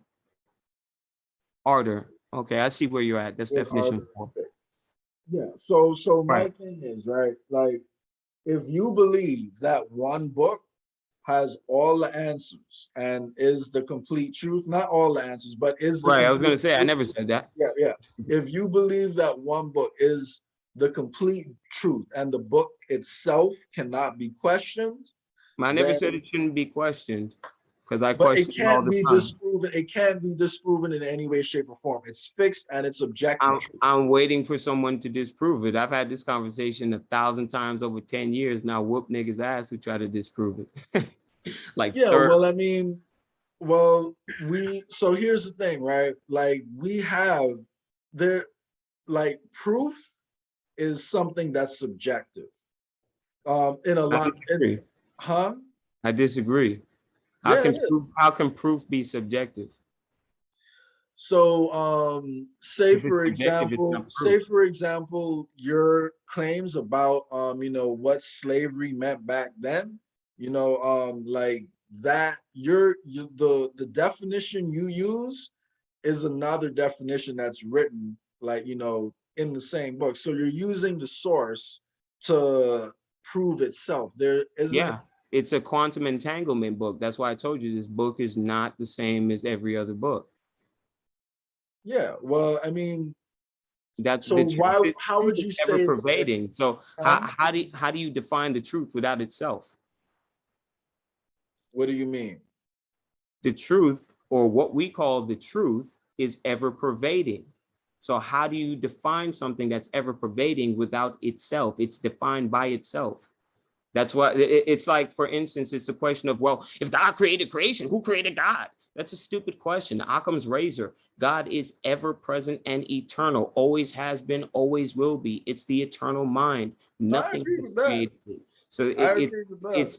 it's a it's a nonsensical question to ask. It's the same thing with the Torah. This book is revealed to men through the mind of the eternal source. That's why it gives you prophecies. Go get the Quran and the New Testament to go give you prophecy. It's not happening. So if I they talk, mean, well, in particular, the New Testament tends to steal a lot from the books that they removed during the canonizing, like the Book of Jubilees and Enoch and Jasher. So they hijack a lot and then replace Christ with who the main figures are in those particular points in history. yeah, I know. Like, listen. All I'm saying is that there you can point to verses in the Quran and in the Bible that were ahead of their time, just like how you can point to verses, like in the old Yeah, but in you the keep. Torah that was ahead of its time too. So my point is, I Can would I ask say you a the question? difference, I would say the difference between a religion and something that's a little bit more on the spiritual side is the rigidity of those beliefs. So if you are open, like to your beliefs, like being challenged and to, like listening to other things, then it's not necessarily a religion, like per se. Like the things I believe because, like it's made sense to me. I've seen it work like in reality, and I haven't seen anything to disprove it So yet. that's So something that you know, not what you believe, because belief is not something that can be proved, not something that necessitates proof. You just believe. You're talking about something you know. Because well, to I know, can't. it means it's a fact. And you're Well, saying that it's based whatever on you're my talking about, you're saying understanding. that you've seen it and visualized it and you've seen a repeated uh nature about something. That designates a fact. That designates a truth. But that's based on my understanding. And there could be other things that I don't know about that would overrule these So things that I do know about now. So take an example, right? If I, realize that like a plant-based diet, like is the best, healthiest diet, right? And then like 20 years from now, it comes out that alkaline vegan like is actually the best diet and there's nothing better like than alkaline vegan, even though I've noticed improvements, and from where I was before, like now I realize there's another step up that I haven't yet explored and I haven't yet taken advantage of the same way. So even though it was my truth at the time and I saw it working, I wasn't aware of the next level there. You see what I'm saying? there's I just got one. I just want to point out one thing. There's no such thing as your truth. The truth is not subjective. It is objective by nature. So what you did, what you experienced, wasn't a truth. That's your opinion. That was your opinion at the time, and then Well, your we all opinion. have opinions, though. Science is the best But opinions, what? and religion are the best. Well, our most deeply held opinions. That's what it Yeah, really but is. what does religion have to do with the Torah to not? Because you still yet to explain how it's a religion. Still waiting. So you just laid out all these different ways that you think people should live their lives, like with the man, like being the primary, breadwinner, and you laid out a culture that Based on, that yeah, but based that on yeah those based things on are the based rules of the off book. those things are based off of the Torah Tanakh, and the Torah Tanakh is based off of the functions of creation. That's how men are biologically hardwired to be providers. That's why the gender roles were even formulated to begin with, based off the things we were naturally doing. So Yeah, this is the book that deals with our creation and how to optimize our living within the parameters for which we were created in. So yeah. this I is, mean, I'm still don't understand how that's a religion. so like there are plenty of women, like who you could talk to now who would agree, that they enjoy their career, but they also enjoy family life, meaning that they enjoy actually earning an income and providing. So like if you're doing something you're passionate about that you really love, that you enjoy, then you may, appreciate that like a lot. So I don't think, but my listen, I don't want to get So to build the let me just that ask you a conversation. question. So do you think it's okay for the state to raise the children and for both parents to be, No, outside of the child's life for no, the I don't agree majority with of that. that? I So don't that, but agree with that's what that you're at all. advocating. If both men No, and women that's go to not what I'm work, advocating. it That's is. not what I'm advocating because, Then who stays home and raises the child if both people are going to work? Now well, you're going to tell me that the man should be the subordinate and be the wife? That's no, that's not exactly what I'm would saying. you I be would would you say be a in a woman's wife? household, no, I would say in a household, two people, should have methods that they come to agreements. Personally, like, I believe, like the persons who's earning the income, like the most income, here's the thing, right? I would say if the goal of the household is, to create wealth and to, like create income, then obviously whoever is earning that income, like, may have a little bit more of a say, you know, if they're the ones, you know, who are What earning other income. goal would the However, house, whatever goal with the, what other goal would the household have other than to generate a way to keep the household going? That's the primary, that's your primary modus of so check operation this for a out. house. So check this It's a out. Check this business, out, like I was right? saying. Suppose a woman starts, you know, like, I don't know, like a nail salon, right? And the nail salon grows into a huge franchise, and she's making like millions and millions of dollars. Like, you're telling, like, that woman isn't allowed to date anyone who makes less than her? Like, how I would didn't you say approach that. that? Or, That's women and the standards that they've set for themselves. Because you see a lot of these women, it's all over the news. They, you go to Steve Harvey, they crying all over the place, and it's because they put careers first instead of acknowledging that they have a biological shot clock. They, again, they were designed to do or to help the man in what his mission is. And part of the mission of man is to keep life going, to procreate. yeah, Somebody well, has to, hold on, somebody has to be around to raise and nurture the children consistently. yeah, but And that can be a hold on, team hold on, effort. That doesn't necessarily hold need on, to be just the hold woman. on, hold on.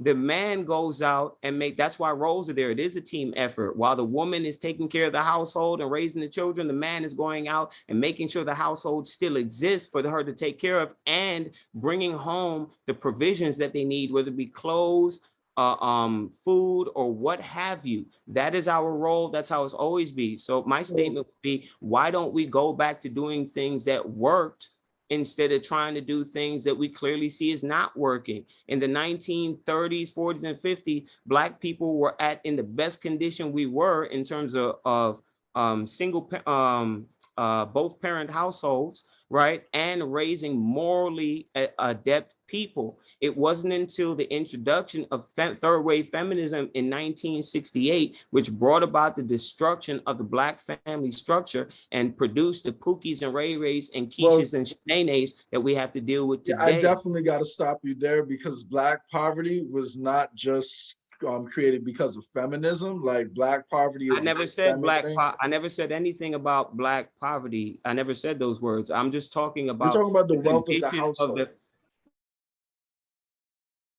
Hello? no, I'm moral fiber, the fabric. That's why I said both Okay. men and women in the household together, they were functioning off of the roles that are associated with the Torah Tanakh, the man being the provider and the woman being the caretaker. And they were doing phenomenally, excellently. And we had businesses all over the place. We had female doctors. We had all of that in Tulsa, Oklahoma. So I don't understand where this white man, we learned this goofy stuff from the white man. This is the white woman's argument with the white man. He was oppressing them and doing all that goofy shit. That don't have nothing to do with Black men. Black men didn't own anything to oppress you with. What we gonna oppress you with? FUBU, Sean John, and BET?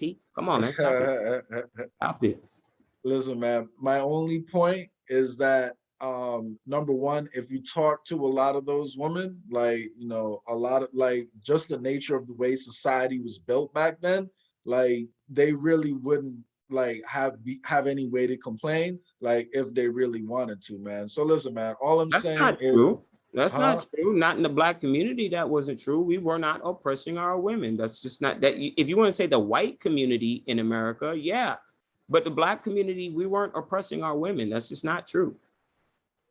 So That's you're lies. saying that there was no, Hold on. That I was going to say that's lies and propaganda again that came in through Gloria Steinem, who was a CIA agent. She worked with this bedwench named Michelle Wallace in Miss Woman magazine, which was CIA funded. They pushed every negative stereotype about the Black man, and then eventually culminated in what we call the color purple. That's where all these misogynistic stereotypes about Black men and King Kong and the aggressive Negro who's a sexual deviant and rapist who just gets drunk and beats his wife. That's where all them lies and propaganda comes from. And it's been repeated for the last 4 generations, and it's going to stop this generation because it's all lies. yeah, man. I mean, listen, like, I'm not saying that there hasn't been demonization, like, of the Black man, like, in culture. So I'm not disagreeing with that point at all. Like, I'm not saying that black men haven't been the most targeted. I agree with Right. that, like completely. But my only point is like there are women out there, like who enjoy doing various things, like who have creative spirits. And if you're able to monetize like any of that information, and if you're able to earn an income, using your talents and using your skills, then you shouldn't have to limit yourself to a role like inside a house if the income that would be It, earned from a woman using her talents is far greater than the income that would be earned, like from a man, because maybe he's not talented the same way she is. Like if you're so then why did she pick him? because maybe they get along really well, he loves her, everything else is right, the sex is right, like all that stuff. So Most women don't respect men that they make more money than. This is a consensus thing. They don't. yeah, but that's also because we live in a society which, as you pointed out, has prioritized, like the men being the head of the household. So No, we if don't. We they're don't live in coming that at it, society no more. That society is gone. I'm saying as we the need to go what? back to that. We don't live in that right Yeah, now. but historically, that's what it was. That's all I'm saying. So Right. listen, And it was like, better back then. It's terrible right now. Look at the children, the quality of the children, the moral fabric of the Black community. We are in an atrocious state. And you're saying that we need to keep doing the things that have fucked us up. I'm saying we need to stop and go back. We need to go back to Tulsa, I'm not Oklahoma, definitely not 1920. saying that we have to keep doing the things that have fucked us up. And I would disagree with you, when you say that like the fault of Black people falling off is only on Black people. Like I would disagree with that. So you can't attribute it to simply woman I never said becoming the that. head of the household. So but you did oversimplify it a little bit when you said Where? that no, you oversimplified a little because you're saying the reason why we have moral issues in the Black community today is because we left the structure Yeah, where the well, head is where's the the man's the head of evidence the of the household, moral right? degeneracy before the late 1950s? Where's the evidence of it? Where are all the high statistical crimes of black on or supposed black on black crime in the 1950s? Where are the men portraying women The drug like the Meek epidemic. Mill's like in the Meek Mill's album cover in debaucherous ways? Women even dressed and covered themselves back in them days because of the sexual promiscuity movement brought in by feminism. Women think that have more power means to be more sexual, but at the same time, they don't want to be sexually objectified. This is a stupid thing that we've adopted, and we need to Yeah, let it I go. definitely agree. There are huge parts of feminism that, like there are some parts of feminism I should say which are, like just like wrong in my opinion. Like, like they do, as you said, promote that showing off your body, is a means to empowerment when I don't Right. see anything empowering about that. So I agree with you, like 100% there. So, but my only point is like if I don't think that it's not those roles necessarily like have to be as rigid, like as you're saying, What's because if what's rigid because about it? They seem to work together pretty well. so here's the thing, right? There are Black women out there doing great things, right? Who are making good moves, right? And who are establishing successful businesses and all that. Like I just don't see But at what anything wrong. expense? Huh? They're not happy, and they're telling you they're not happy and that they can't find a man and they can't find happiness. So what good is having all that monetary success if you're not happy in life? That's the problem with our people. We keep putting money and profits before everything, and that's the issue. But I'm not saying that we should put money in profits like before anything. But you No, I'm just said saying yourself that the people. I'm not saying you, but I'm saying the people in general, they're putting money before everything. This is the issue. I know I agree, man. But listen, my only point like in this whole conversation is that like men, I don't think there's anything wrong with a man being, like more involved, like, in a child's life if a woman happens to be making that much more money. But But when like, you say more involved, you mean you don't have a problem with a man being a wife? no, that's not what I mean. Yeah, But like, so are you saying that you do have a problem with a man being a stay-at-home dad? Because that's a wife in my book. well, here's the That's a thing. male wife. I think as a man that you're going to want to provide, you know, like to have Right. your own income and, you know, create for yourself. So what kind of However, man does that then? What kind of man will be comfortable doing that? He's not a man. Because you said you think a man is somebody who provides, and we both know this. My daddy know this, my daddy's daddy know this, his daddy know this, my son will know this because I will teach it to him. We don't raise punks and bitches out here. We don't raise men who leech off women. That's some sucker shit to me. Yeah, anyone I leeching know off I know anyone, you agree, so I'm not directing this yeah. at you, but this is for the listeners who hear this, so that they, you know, No, they understand. In our no, culture, we no. don't do, in Torah culture, we don't do that. And we're not saying that a woman should limit her talent, but she should use her talent to accentuate the man's. That's her mission in life, is to be that man's assistant, to be his sidekick. And if you can't be, and this for the women that's listening, if you have a problem with being a man's sidekick or being his helpmate, and you think something's wrong with that, then you need to check yourself. You need some psychological help. If playing a role to the man that you give subjection to is a problem for you, then maybe you don't deserve the type of man that you keep crying about. Maybe you need to go and self-evaluate, reevaluate yourself, and go listen to some Shahrazad Ali, because that's an elder telling you what you need to do to keep a man, and y'all doing the opposite right now. So that person who you just quoted, what was her name? Shahrazad Ali. And that's someone from like Islamic culture or like, Yeah, she's I think she was somebody in the Nation of Islam, but that's neither here nor there. What she's addressing is actually pertinent, and the psychological and philosophical difficulties going on between the Black man and the Black woman is something that was implanted in, like I said, in 1968, and something that we've been self-perpetuating in this gender war nonsense. And the problem is that women are trying to compete with men in men's terrain, when women should be showing and exemplifying what it means to be feminine and mastering that role. If you spend your whole 20s pursuing a career, you don't have time to learn how to be a wife. And most of these women don't learn how to be wives, don't know how to be wives. And this is why a lot of marriages go down the drain, because half of them can't what do even you think? What do you I know think? this from What do you experience. think it means to learn how to become a wife? So what does that mean to you? It's not about what it means to me. It's about what all the elders who have had successful marriages and the older women who've had successful marriages have taught or speak about in terms of how they've been able to keep their man for 50 years or 60 years. And it's not having an attitude and a nasty mouth and being nagging. Yeah, And this man. is what a lot of our women do, because Yeah, they I have no don't. respect for the men because they make the same amount of money or more. Yeah, man. So I don't need a nigga. I can provide for myself. Where'd that come from? I ain't shit. Niggas ain't shit. I don't need a man. Where does that come from? Who says that? yeah, I think yeah, what do you call it? You get definitely some hood rats out there, you know, like saying weird Not things even like hood. that. That's So the average woman. She ain't even got to be a hood rat to do that. That's the average woman. I don't need a man. What? so But I want Black men to protect me.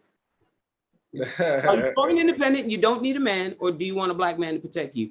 Do you want chivalry, or do you want equality? Because if you want equality, you can't have chivalry, because chivalry implies that you're not equal. Oh, I definitely believe women should have equality, man. I definitely believe they should have. Then that means they can't have chivalry unless you're going to be one of those dudes that give them needed too.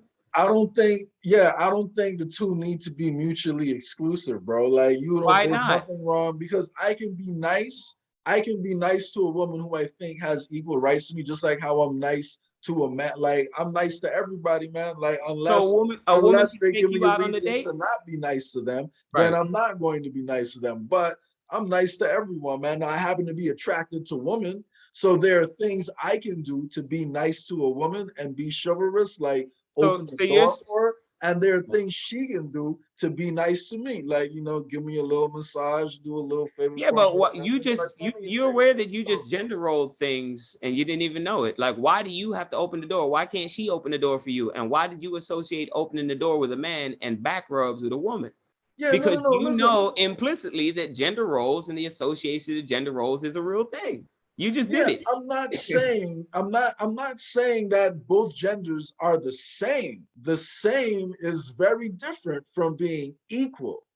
Like But you we're don't not have to equal. be equal to be the No, same. So see, I differ. Equal is the same, okay? no, 9 pounds equals 9 pounds. That means that's the same. Now, you're talking about equity. Equity is different. We're equitable. We're not equal. We fit together like a puzzle, like a yin and yang piece. Yin and yang are not equal. They're equitable. so what's the difference between like a society being equal and a society being equitable? Society being equitable, Black society pre-1968, society being equal, Black society today. We're equal now. We're dealing with a lot of bullshit. You think Black people are equal now? Come on, man. Yeah, and in Come on, fact, it's a man. disadvantage because Black women are getting way Yeah, more assistance than us but here's the thing, man. at this My point. point is, all right. So I don't want to spend, like the whole time Yeah. arguing about like definitions and all that. But all I would say is that I think, there if a woman has the ability to generate a lot of income, then she shouldn't necessarily downplay that.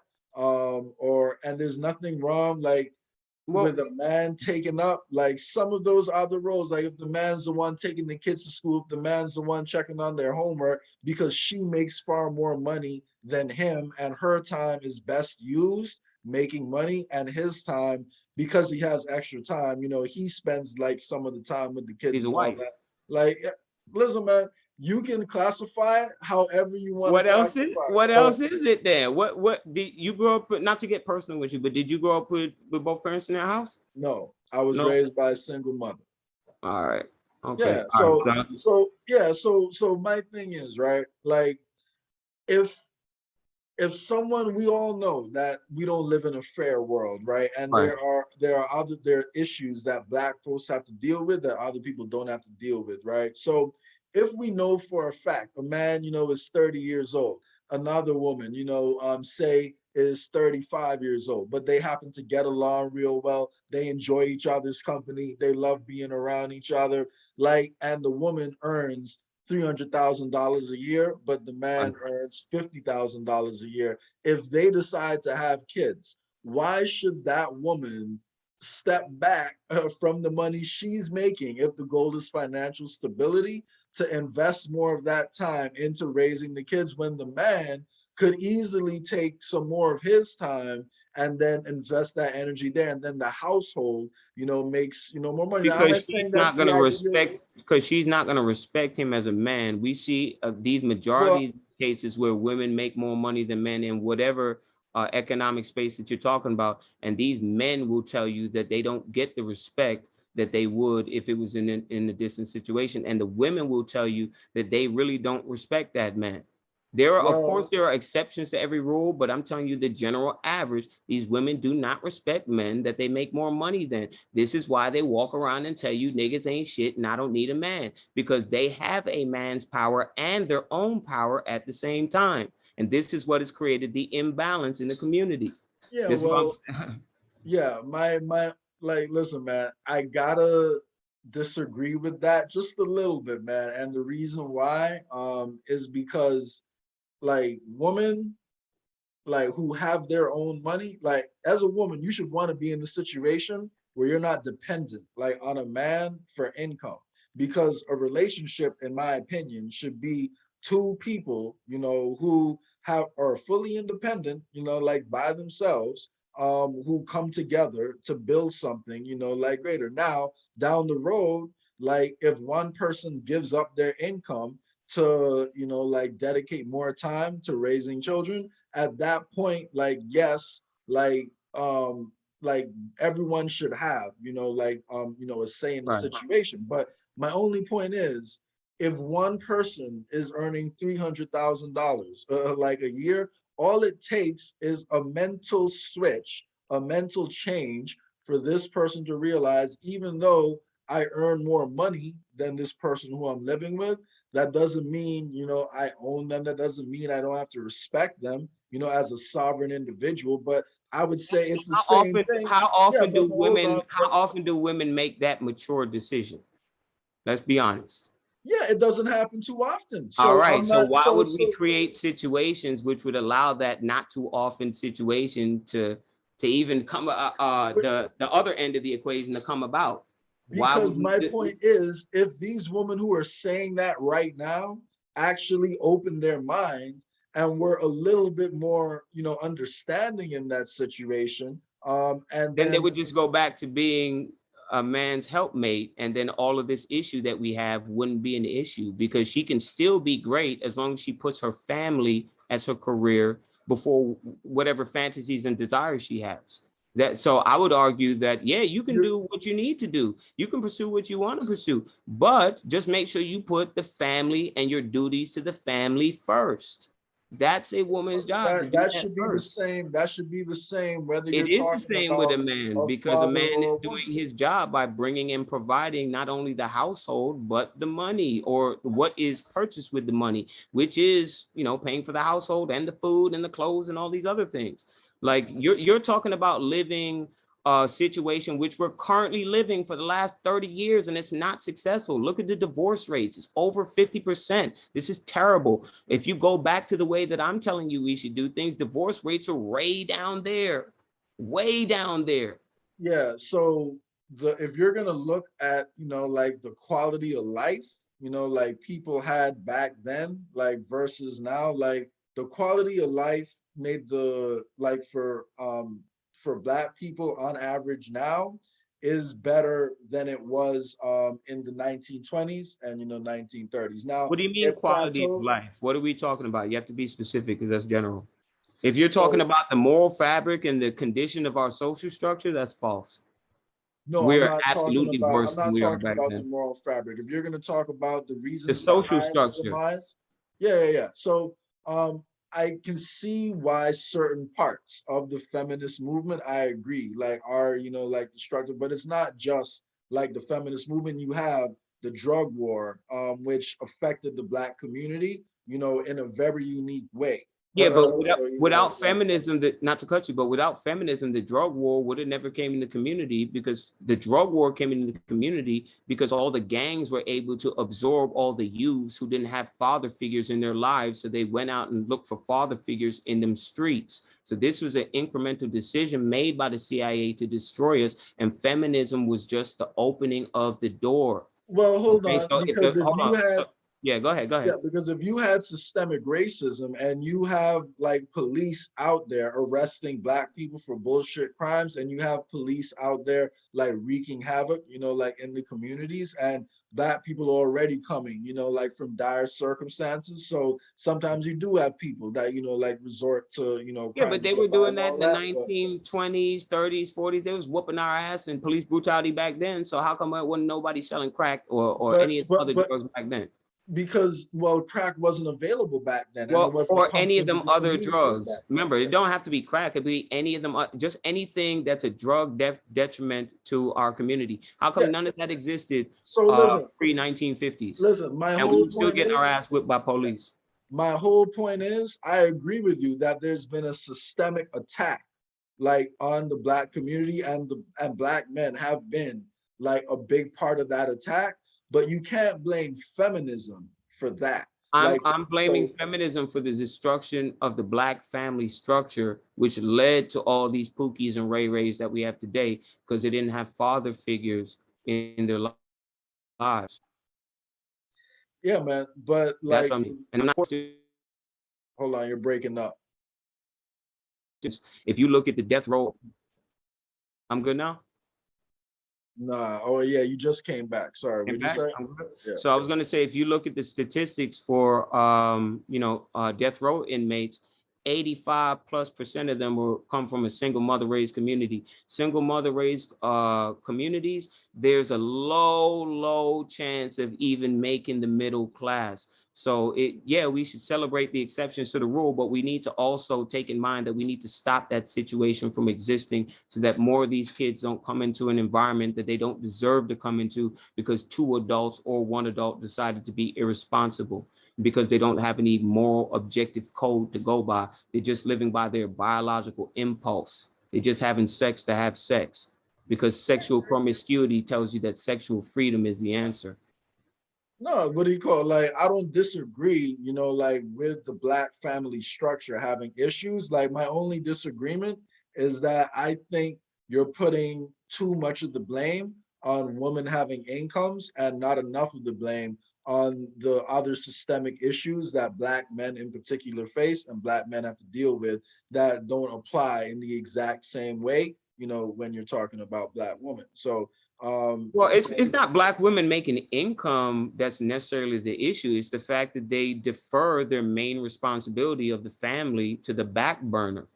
That's the issue. Like I told you, in the 1950s, you had females who were doctors. You had females who were chemists, but they still put their families first. They didn't throw their families down. They didn't wait till they were 30 years old when their biological clock is at the end of their shit. They wasn't doing shit like that. They wasn't drunk off of the lies of third wave feminism. Some feminism is good. You understand what I'm saying? I don't have a problem with the initial suffrage movement. I get and understand what their struggle was, but that's white women's struggle with white men. That wasn't Black men doing that to our women. We've never done that to our women. In fact, we are the most oppressive right now. If you want to say oppressive over women, ideologically speaking, we're more oppressive over them now than ever, because of the type of culture that we exude with this over-sexualized nature. And they use Black people because we're excellent entertainers. We are called in the scriptures, the Torah, the salt of the earth, or the flavor of the earth.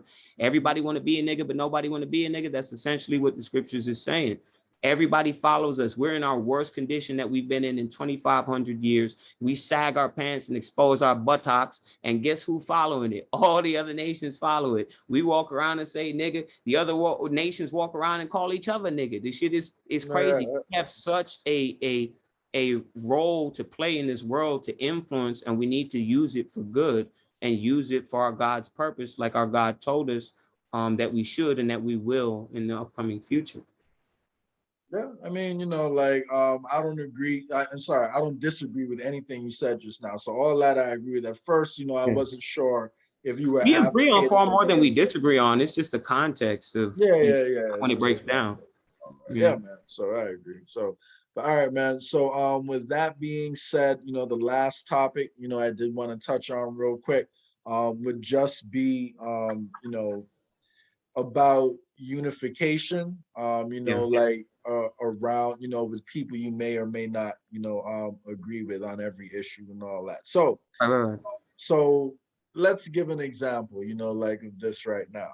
Right now, everyone's facing vaccine mandates. There are a lot of different groups of people, you know, who are against, you know, vaccine mandates.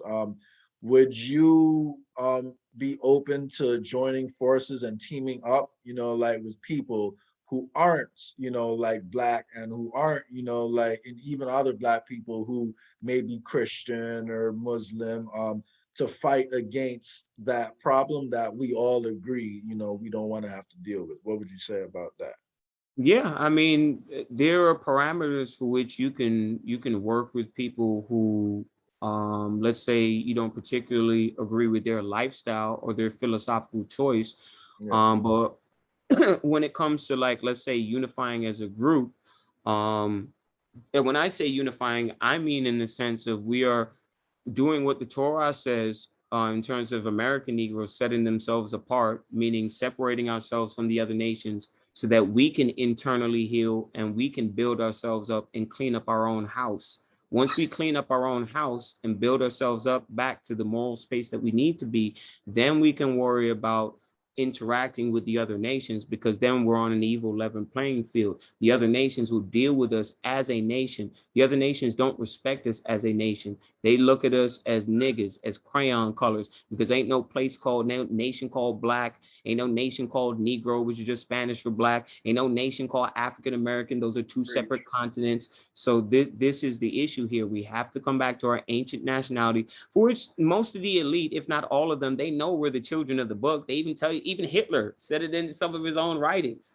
You understand what I'm saying? Like, they know we're the children of the book. Hitler knew, though, the Khazars aren't the children of the book. That's why he got mad with them, because those are his people. He was quote unquote Jewish. Okay, so it's like the nuances of history are like are Hitler did have really, some Jewish and well yeah, I don't remember, yeah, what they call Jewish, ancestry and all yeah, that too. Khazars. So Then Khazarians. okay, Uh, okay.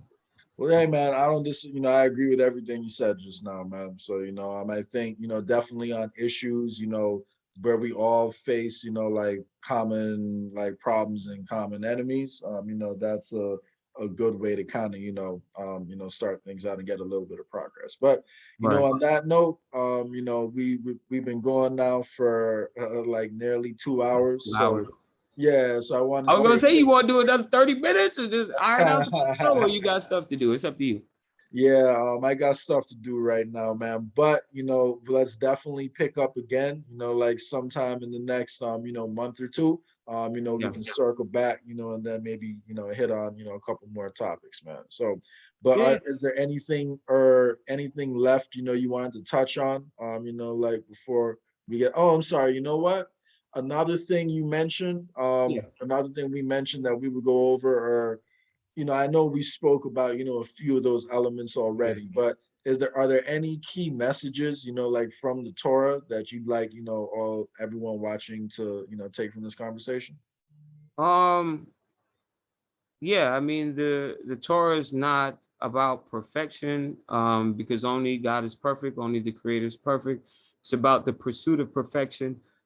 So if you understand things like phi and Fibonacci sequence, that's a mirror of that's a mirror of the concept that I'm explaining. So like in the scriptures, it'll tell you, there's not a just man on the face of the earth. And then in the same token, it'll tell you a just man rises or falls 7 times and rises 8. So it seems like a contradiction, like left and right or up and down seem like contradictions, but they're not. They actually define each other. So when you're studying the scriptures, you have to understand that when you read something that seems contradictory in one space, you're going to read in other books or maybe in other chapters where it expounds on the same subject matter and gives you the other end to the coin or another piece of the puzzle. So it's about like I said, this book is about quantum. It's a book of quantum entanglement. So it's a book that essentially answers itself, and it can only do that if it comes from the source.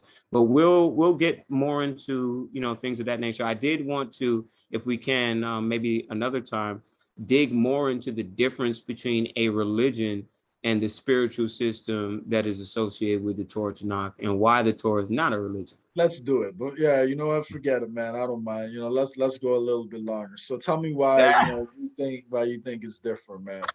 Um, well, one, like I said, it's a nationality. So in religions, anybody can be a Buddhist or a Taoist or a Christian or a Muslim or any of these things. Any nation of people can be that. So that's one context of that defines a religion. But the Torah Tanakh, yeah, anybody can subscribe to the tenets of it, but everybody can't be an Israelite. The Torah Tanakh is our ancient history book. It's not So how school. how would you define someone, who's an Israelite? Is it 50% like black blood from the Americas, or like how would you It's identify, who would join the Israelite nation? right. Well, for one, it's not about it's God calling us back. So some of us have had the fortune of having dreams. Like I've had dreams all my life, but in particular to this, I didn't start having dreams until 19. And then God started bringing people in my life because I guess I wasn't getting it. And like even met this lady who gave me a website telling us we Israelites, and I didn't even check that shit out until like 3 months later.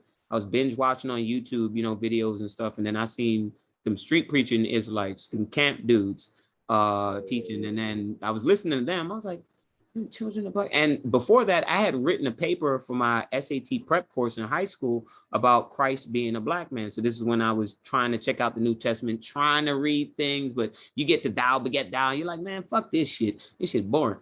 You know what I mean? And but things changed when I realized that this is our history book. So then it became more personal. Then it became, all right, if this is what it says it is, then I'm just gonna study it, and I'm going to flush it out and examine it. And in the same way you said with the using the objectivity or scouring through the book to find issues, like for instance, I'll give you an example right now. I'm dealing with Israelites who they have an issue with me teaching that God never told us that we should eat meat or eat flesh, excuse me. Mhm. Plants are meat, the meat of the earth. That's the diet that Adam gave them. If we were supposed to eat flesh, why did the Most High tell us in Jeremiah 7, verses 21 through 24, that he never told us to make sacrifices to kill animals? That makes no sense. In Isaiah, he tells you, if I wanted to kill animals, nigga, I made all of creation. Why would I need you niggas to ask you to come give me some shit? That's dumb. Why would killing an innocent animal rectify the mistakes that you niggas keep making? This is what our God kept telling us was the reason why he kicked us out of the land to begin with, because our hands were stained with blood. And then on top of that, we were engaging in child sacrifice or engaging in abortion and doing things of this nature, sacrificing to Moloch and the gods that are still sacrificed to today by Planned Parenthood and things of this nature. So, just to answer your question, it's more than just tenets. You're talking, like I said, for instance, Genesis 1:1, the Most High created the heavens and the earth. That's Herbert Spencer's law. What's the religion in that? Is it the fact that it's saying that God created it? Does that make it a religion? So I would say the thought, everyone has a different definition of what God is and what God means to them. So tell me, Yeah, what does scratch God that. mean to Oh, you? okay. What Yeah, does God I, mean I to was you? I was gonna say, whatever gods the other nations of people worship, those are the fallen ones. Those are or okay. So let's break down the understanding of godhood. Man can be considered a form of a god in the earthly plane in his mastery of materialism.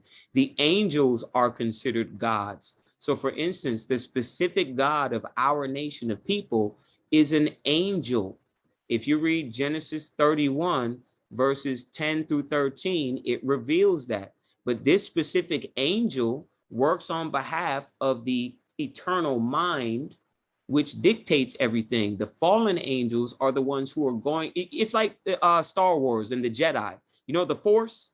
Right. The Force is this eternal, pervading, supreme mind that is neither masculine nor feminine, just is. This is what Proverbs 8 is about, 7 and 8 and 9. Talking about the feminine aspect of creation, because you can't have two. This is why the Jesus Christ thing don't make sense, because it can't be two male entities or figures at the beginning of creation. You've never seen that Batiman business. You've never seen two men get together and create anything but stink. You understand what I'm saying? And Yeah, must. yeah, yeah. Well, So, yeah, go ahead. My fault. Go ahead. so yeah, man, that was a lot you said there. So I definitely agree, with your definition, of what God is. So, It's that, very. yeah, yeah, yeah. That I can say, I do follow and I agree with. So I would say most people, who, so you have a different interpretation, No honestly, of the interpretation. Torah, huh? I don't give an interpretation. I'm telling you exactly. Like, for instance, I can go get It's you the your, verse where it no, tells you that he's an angel. That's not my interpretation. That's what it says. I'm yeah. literally reading you what the book says. Okay, well, because I don't know the book as well as you do, I can't actually challenge. So I'm taking your word Hang on. for it, though. Keep talking. Hang on. I'm gonna get the book and I'm gonna read it to you. Hang on. Hang on. Yeah, It's easy. We don't. It doesn't have to be. You know what I mean. You don't have to believe me. I wouldn't be much of a scholar if I couldn't quote it for you. And I'm also gonna get you the verse. I didn't forget. Because also this is good for people to see. It's not about memorizing. Memorizing is not how you know and understand things. It's the understanding of concepts. That has you understanding things. So it's the understanding the basic principles and tenets. Memorizing is not true understanding. That's just regurgitation. So that's what religious people do. They just regurgitate. They have no, like a Christian can't come. Well, no, that's not true. Some of them deal with science, but most of them, they don't have the dexterity because they go and listen to 501c3 churches deliver to them sermons, which the government tells them they're allowed to deliver. That's another level too. But let me just read you this. I'll read to you. It'll be really quick.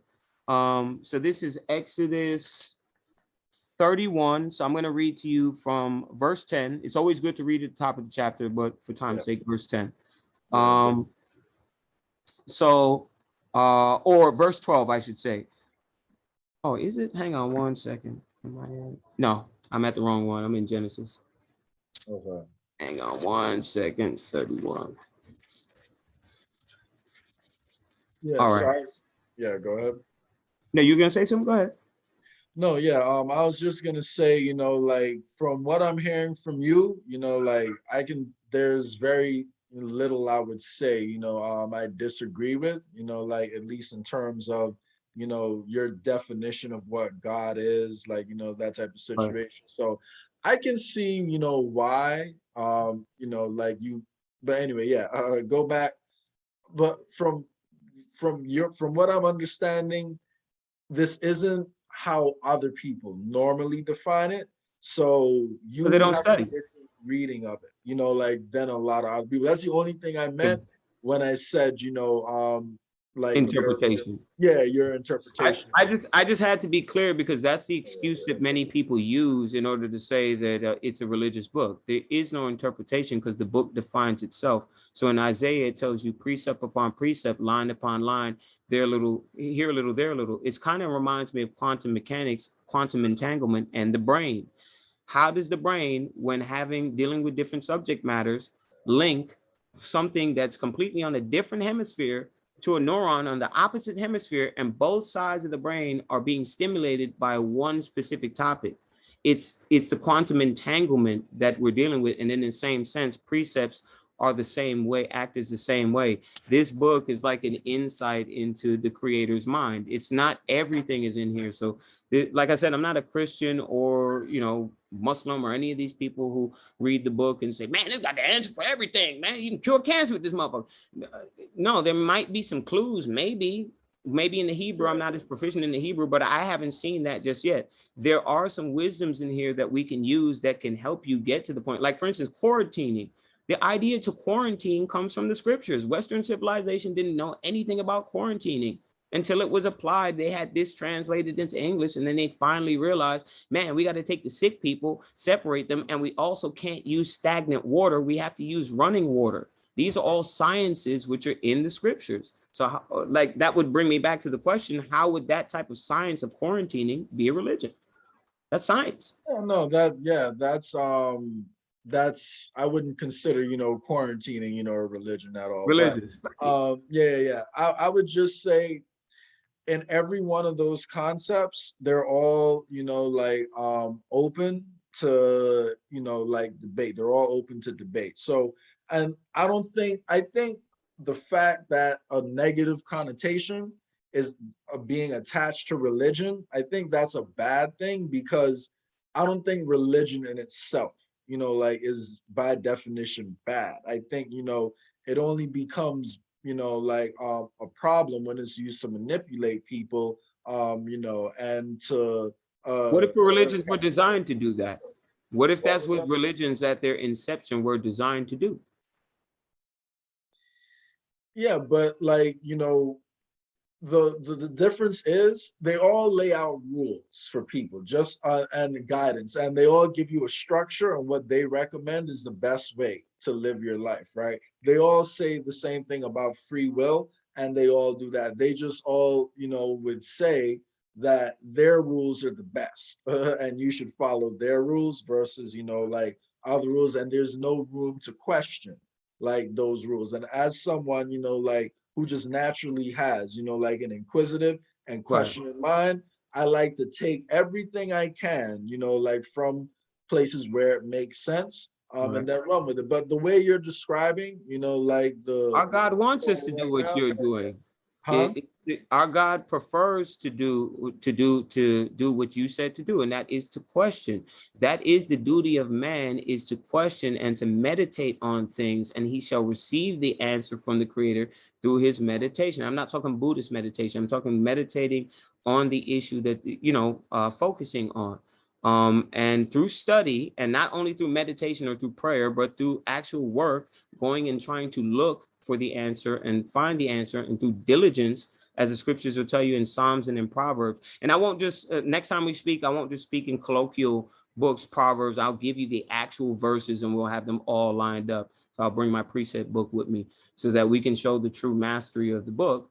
And then that way I can hopefully through my actions and what I show you can separate myself between religious people and those of us, those of them that have made a religion out of my people's ancestry, our people's ancestral book, and those of us who understand that this is an ancestral book and not it's not a club to join. There's there's there's no Chinese Israelites and Native American Israelites, and we're niggas, and we're that way because that's the way reproduction works and the way genes work. You are who your daddy is. You know what I mean? So that's our main thing. I think I wanted to get across. All right. I understand, man. I think it's hard for me to disagree, with your reading of it. I definitely would say, I agree with a lot of the things you said today. Yeah, man. So I'm looking forward to continuing the conversation, man. So yeah, with that being said, is there any final message you have for the people? Nah, man, I just wanted to say thank you, Jay. I like having conversations like these. Despite my passion, I do appreciate pushback because it does help. Like a lot of people on Instagram might feel like I don't like objection to thought, but rather objection to thought helps you either bulletproof a thought or you scrap it and you get rid of it. And that's essentially what we're called to do in the scripture. We're not supposed to marry ourselves to doctrines. That's why I was saying, the truth is objective. The truth doesn't change throughout time. Facts change throughout time. Some could be a fact and then not be a fact, but the truth remains. Like human beings live off of oxygen. That's it. For as long as we've known, as long as we will know, we will survive off oxygen. That's it. That's been a truth since the beginning of time. It's not going to change. You know what I mean? Or maybe it will with some of these chimeras they build in, and Yeah, I was gonna say, man, hey, but suppose there's another element that works even better than oxygen that's on some other planet that we never even heard of before, man. Oh, that's another thing we need to get into. Because there ain't no other planets, man. We live in a geocentric cosmology. There's no, and that's the other thing too. We can get into outer space and aliens because we never really dealt with who the Anunnaki are per se just yet. And really quick, who do you think the Anunnaki are? So they didn't come from another planet. Where did they come from? From the higher dimensions, because there is no other planets, but there are higher dimensions. These beings are interdimensional. So if you look up the world's he's the oldest or the most proficient UFOologist since the 1960s. His name is Jacques Vallée. And in his research conclusion, he's deemed them, because he thought they were extraterrestrials, but upon analyzing the evidence, he's deemed them to be interdimensional, which would put them in the lines of what the Torah Tanakh describes as angelic beings or beings of light who take on the shape or the form of men when they come into this dimension. Because here in the physical plane, you need a material body in order to interact with the actual world here. So the reason why, for instance, angels are usually depicted as men is because that's the dominant physical form that we associate with power and control over material world is the man. So this is part of the reason why you see them displayed. But angels are androgynous; they're sexless. These are beings which have no need for reproduction because they're not physical. Okay. So as far as the stories they've given us, why do you think people like the gentleman, who wrote this book are saying that they came from another planet? Why not just say that they came from higher dimensions? What's the motivation behind that?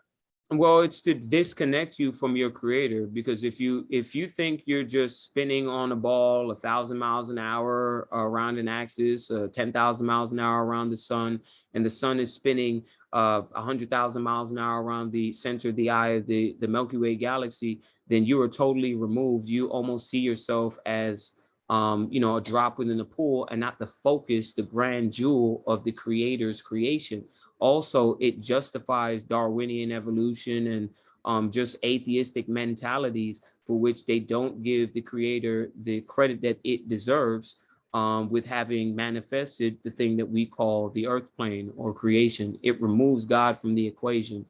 And that's essentially I what don't those see people how do. those things got to be mutually exclusive because, I could say that, like I think we're all like, I could say I believe that all, humans or like in all living beings, like, are conscious beings, like in their We own are sense. conscious beings.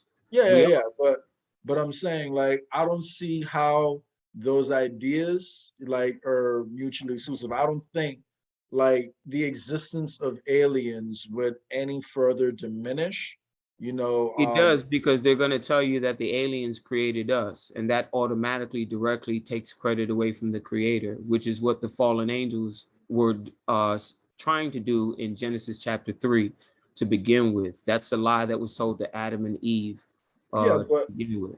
yeah, but my whole thing is like I don't necessarily have to believe just because aliens exist, I don't necessarily have to believe that they created us. Like those ideas aren't automatically tied together.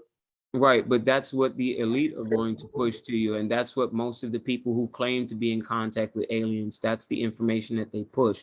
So you listen to any of them people on Carol Cassidy, they're going to tell you that they're going to come take credit and tell you that they genetically spliced us with the second and third chromosomes of chimpanzees or higher primates, and that's what created us by merging their genetics with ours. And this is scientifically lended evidence to by the deceased. He was murdered, Lloyd Pye, and his Star Child skull. So you probably have heard of the Star Child skull and some of the genetics information that was pulled from it. So the Paracas skulls or the longhead skulls, their DNA is non-human. So that, for instance, shows you some of the evidences that are told to you in Genesis 6, how the angels came down here and intermingled with the daughters of men. They're going to take that instance, though, and expand it and say that they created all of us, which is not true. The beings which are coming back didn't create us. They've been trying Yeah, to corrupt us for the entire time, for the last 6,000 years or yeah. I more, mean, or I'm 12,000, not, excuse me. yeah. So like I just don't understand why like because hypothetically speaking, couldn't they also have done that coming What? interdimensional? I don't see why they would need to be aliens from another planet. And if you ask me, the interdimensional thing actually would make them seem even more godly and even give them even more credit because it would Right. seem like, wow, they're not even from this whole dimension. Like it gives them less credit, if you ask It's me, if it's they're the from same another thing. planet than from another dimension. It would essentially be the same thing, because either way you look at it, they're giving credit to beings who did not create us and did not create creation. But that's just one aspect. Like I said, heliocentrism is sun worship, or the black sun cult. So Copernicus and all these dudes, they were Freemasons of their time. They all believed in heliocentrism and that the earth spun around the sun before there was ever any evidence. And there's still no evidence today. There's no evidence of outer space. Even NASA tells you on their own website, in their own publication, it's either publication 1204 or 1207, that the Earth is stationary and it does not move. The Michelson-Morley experiment showcases that the Earth is stationary and does not move. All the scientific evidence tells you and shows you that the Earth is stationary and does not move. Sundials would not exist if the Earth wasn't stationary. The constellations would not exist. We'd have infinite different constellations over the ages if the Earth was spinning 1,000 miles an hour and then the sun was spinning around the Milky Way. We wouldn't have the same constellation. So it just does not make any sense. And then two, it's a But we can religion. only see the Scientists. constellations. We can only see the constellations within our galaxy. Where's the proof that there are other galaxies? Have you ever been there? I personally haven't been there, but So like I where's your am evidence? saying there are so you don't think there's any other planets? I know there aren't any other planets. There are other lands outside of our Antarctic boundary, but there are no other planets, as in getting off of this place we call Earth, going into this magical thing called outer space and going and flying to another. That's all bullshit. That's long ago, far away. That's a fairy tale for adults. and it's not real. And I find it funny that people can believe in aliens but can't understand that God exists. I think it's the same ridiculous position that they throw religious people in. They're just as religious, and they're stuck in the religion of scientism, believing the propaganda of Freemasons back in the day of Copernicus, and even back in the day of Socrates and Aristotle. So my only thing is, like, if there were no other planets, and if there are no other planets, and there are no anything else out there, and there were beings that came here from other dimensions, like, why haven't any of those, like, I don't know, man, like, Now continue to formulate your question. Go ahead. I like yeah. this part of the convo. So why is it that I just don't see why the lie would be that they have to come from another planet versus coming from another dimension? Because if they come from another dimension, that makes them appear more godlike than coming from another planet. Because if they come from another planet, then they're flesh and blood, like just like us. But if they come from another dimension, like, they're just using this so we can relate to them and they can appear in front of us. So it's actually more. What's more liable for the average man to believe today, in interdimensional beings, or to believe in extraterrestrials, another physical being? What's more likely that they'll believe? Most people believe aliens are coming back. They're not telling you angels coming back. I mean, that's because we've been subtly indoctrinated over the last 50 to 60 years to accept this. This is the great deception. You might hear a lot of Christians call it that, but they are right in that context. This is the great lie that's coming. So I was going to say to you, the reason why it's significant, again, heliocentrism takes away the creator from the center of creation and removes you from being observed, the center of everything going on. It makes you minuscule. It removes the creator from the actual center of everything. And with heliocentrism, it brings about the adoption of Darwinian evolution and chance as the arbiter of creation, which we all know. Doesn't, because you just said that you thought it was, well, you said that it's like they're going to be telling us aliens created us. So that's not right. The same that's what as them telling that's us. what they're telling us right now. No, that isn't the mainstream. It is. You go. I'm not talking about that. I'm talking about the people that talk about it. Mainstream doesn't talk about Anunnaki and aliens coming back. They don't talk about it on any significant level. So the people I'm talking about are the people who are disseminating the information that's on the undercurrent, the Carol Cassidys of the world, the Zachariah Zitchins of the world. They're all Freemasons who want you to worship their fallen god Enki. Enki is that fallen angel, that serpent that was kicked out of the garden because he was making trouble. And the rendition of history that they're telling you is that Enki, or Prometheus, is the hero that wanted to give man knowledge. No, God was going to teach us all these things in the appropriate time. It's these angels who jumped the gun and taught us these things. It's essentially giving us a loaded gun without any knowledge of how to use it or any expertise in it. And that's why our God was mad with that particular group of angels, because they went about and they wanted to be selfish and corrupt God's creation, because God put us up them. Yo, hello. That was already created by the Nazis times before that. Yeah, no, you broke up a little bit towards the end there, but I got the majority of what you said just now, man. So on that specific point, I would say that if I don't think everyone in that community is as rigid, like as you believe, when you say they're all going to be telling us that the Anunnaki created us. In fact, if you go on Prime Video and you watch like Gaia Network, there's a show on that network called Control Opposition TV. By the Disclosure Project and Stephen Greer, all Freemasonic agents telling the same agenda. Listen, all I'm saying, like, I don't think anyone. I've known about them for decades, man.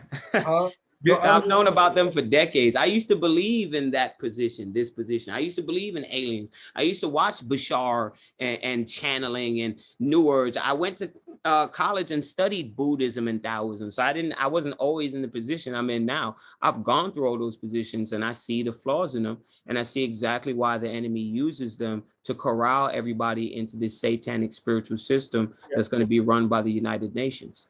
Yeah, so my only point is that if you look at what they're saying now, not all of them are saying that we were created, by aliens, and not all of them are saying, that not all of them are saying what the Anunnaki is saying is true. In fact, the way like it sounds on the channel right now, like some of them believe it, but the majority of them who I've seen in that specific series, Deep Space, the majority of them do not believe that. So I would say, like, I'm telling you what they're going to push when these beings come back.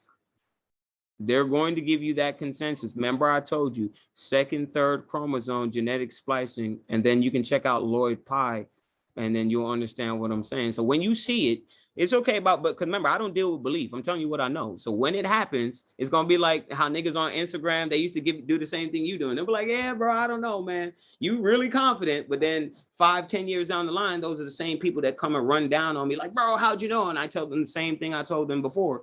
Get in line with the creator, and then maybe the creator will bestow onto you the wisdoms and communicate with you in maybe in dreams. I don't know. Some people have different forms, but I get them in dreams. So I don't know, but yeah, you'll see. It's something that has to take place with time. All you can do is assess the information that's given and kind of watch as time plays out, and then see if what I'm saying is true. And if enough things of what I'm saying is true, then you'd have to come to me and be like, nigga, how'd you know? And then I'll tell you. I got it from Torah Tanakh. I got it from the prophecies of the book. Well, here's the thing. Like, if like, say for example, these beings do show up. I just don't understand. Like, if I was from another dimension, I would come out and say, I'm not even from this dimension. I'm from another dimension. I'm giving you more knowledge than you currently have access to. So yeah, but that would validate the scriptures, because it's more easy to associate different heavens or levels of heavens with dimensions, like I was able to, than you can with coming from another planet. Nobody's going to associate another planet with another dimension, but it's very easy to make the parallel between interdimensional levels or dimensions and heavens. It's very easy to make that parallel. It's not you can't make the parallel with planets. You can't. So that's why I would argue that it makes sense why they told this lie. Make that parallel, man. You can like tell people, how can like, heavens be other planet? Where in the scriptures with them defining, like in the book of Enoch, how they describe the different realms of the heavens? How would that ever be described as other planets? It wouldn't make any sense. And then two, this Torah Tanakh also tells you that the earth is stationary and that we're locked into a firmament, and there's waters above us and waters below us. So there's no way to prove planets or outer space in the Torah Tanakh given the context. It's not possible. Just like there's no evidence for it in real life because it doesn't exist. There's no outer space. I mean, like, you can go in that side of facility and look in a telescope, man, like, and you can see, like some of those like other planets and all that, but you just have to, how do you know you're looking at other planets? You're just looking at specks of light in the sky. And then when you use those same telescopes, I have pictures of it. They're not showing other planets. The things that you're talking about, they show you on the History Channel with these orbs, and that's all CGI and computer rendering. Even NASA tells you on their own website that the images that they put out of the earth are computer renderings and not actual images. It's nonsense. It's lies. Well, there are actual pictures too. It's just anytime they put out the actual picture, it's covered with clouds so much, that there's no actual pictures because there's no outer space to go through. It's all CGI. You can't show me one picture right now. A picture of the earth? Picture of the earth, and then it's going to direct you to NASA, and these are the same people who tell you that their stuff is CGI and computer rendered. None of the images of Uranus and Neptune and Pluto and satellites and the image of the sun that you see where it looks like the flames and that none of that, you realize none of that is real, right? They admit to you willingly it's CGI. Yeah, so the live YouTube of what do you call it? The NASA live stream from space, what's that? NASA live streams from space. What do you mean? What is it? They're in the upper atmospheres and they're using the aerospace plane, anti-gravity planes. There's multiple videos of NASA in that International Space Station, for example, fucking up and not turning on the anti-gravity, and numerous things going wrong or that shouldn't happen. It's all over the internet. It's been called. Everybody knows, or not everybody, but most folks on this conspiracy circuit know that the Earth is not a ball. That's a part of the lie. There's no outer space. We're not spinning. There's no movement. The Michelson-Morley experiment in the 1800s disproved that. They were pushing heliocentrism before they had any evidence. They were pushing heliocentrism since the 1500s. According to science, saying is there are drawings like on the wall, like, you know, of these things like being there. So hypothetically, that's not true. The images that you're talking about with Zachariah Sitchin claiming, that's a claim, that's not a fact, that's the sun and those are the planets around. That's not true. That's talking about the black sun, Saturn. It's not talking about the sun and the so-called solar system. So that's false. Those are lies that are told by Zachariah Sitchin. That's his interpretation of things he's seen on the wall. That's not a fact. Yeah, well, you see the picture, you know, like yourself, so you can see, like, you know, that they do have a certain amount, you know, of balls like there, like, so. Yeah, but that's not the solar system, and that doesn't prove anything. I mean, That's lot his of people conclusion. That's his conclusion, but that doesn't mean that that's the proper conclusion. Just like he tells you Enki's a good guy. No, Enki's evil and wicked. Enki's the bad guy. Yeah, I'm not saying that, listen, I'm not saying everything that guy says is true. I'm not saying I think Enki is a good guy because, like, just like I don't, but I do think it's an interesting book. Does that mean I believe it's all word for word true?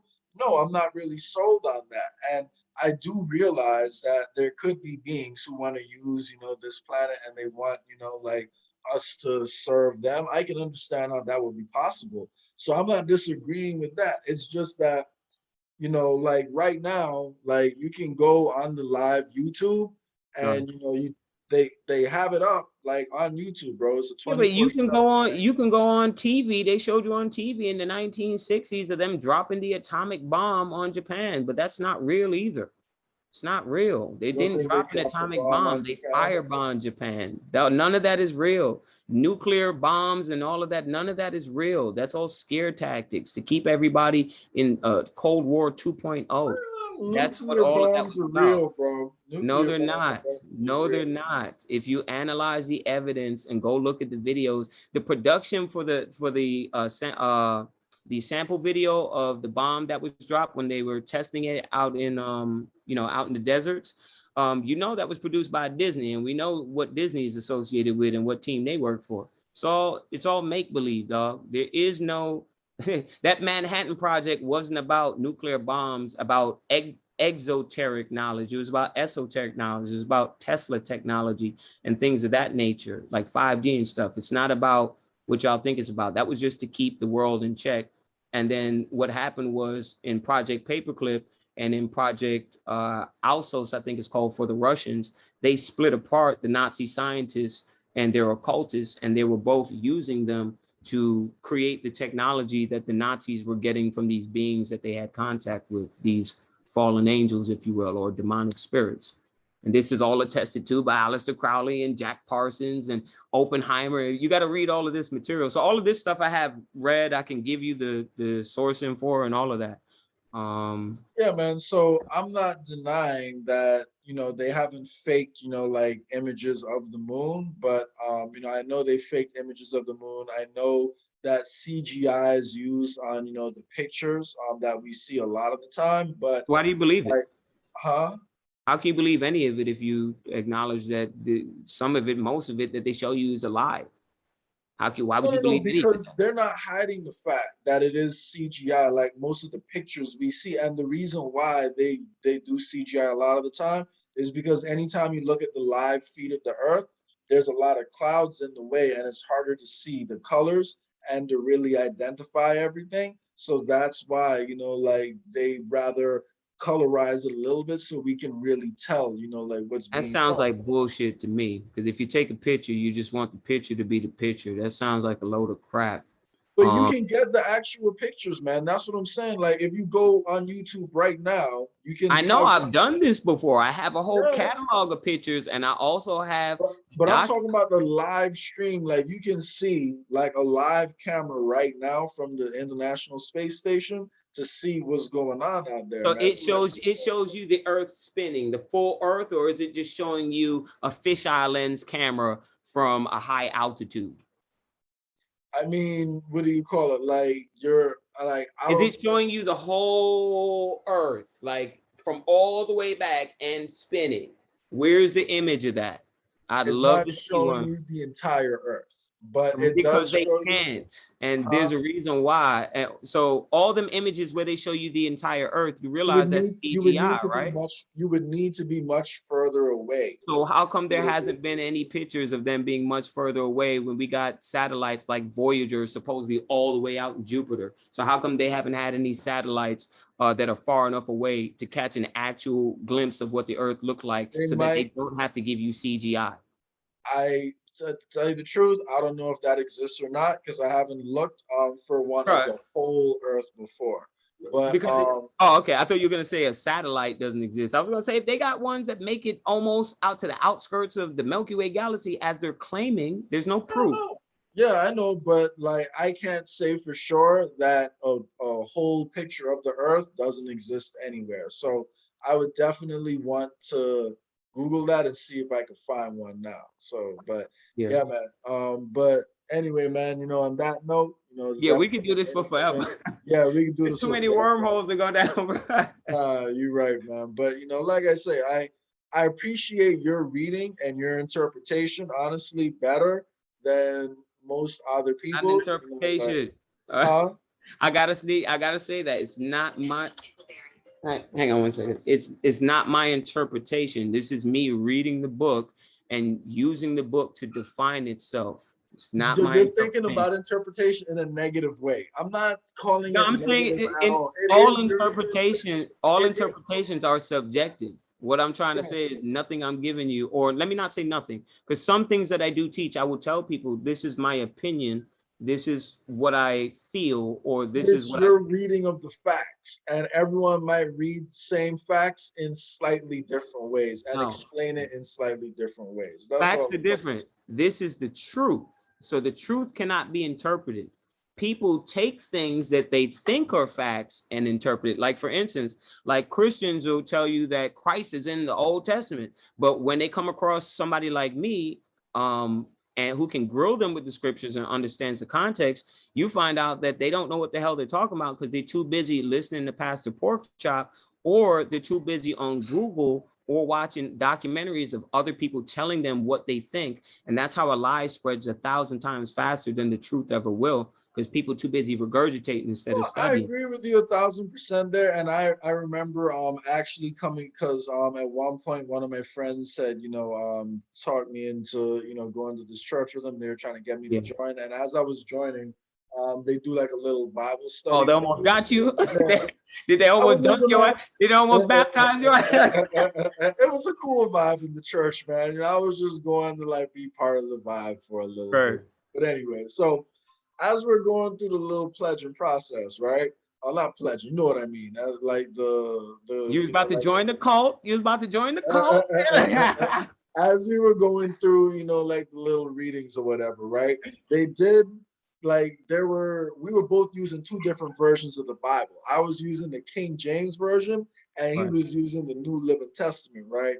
And as I noticed as he was reading his verse out loud, it was changed in a way where they added something to the meaning of the sentence to make it look like they were talking about Jesus like in the Old Testament. But like Right. if you look at the two sentences, the King James version and the New Living Testament, they had different meanings. Like Right. the same verse, the same number, just had a Right. different meaning. They added something into the New Living Testament that wasn't there Right. before. So all I can think of is how much has it been changed?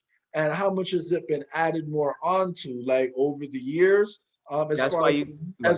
the New Testament goes. So Oh, as far as the New Testament, well, I can tell you, well, in the New Testament, shoot, we'll or probably actually go, in the Old Testament. So has the Torah changed, the version that you're right, reading now? Because you're also reading a translation. You're not reading the right. one that's written in, That's why I go back to the Hebrew. So if like for instance with me, in Zephaniah 3:9, it tells us that the Most High is going to restore to us a pure tongue. Like this is after the remnant of the people who come back. We're trying to live our way, and we separate from the other nations. The other nations at this point, they're no longer hunting us down, because they will be doing that too at a certain point.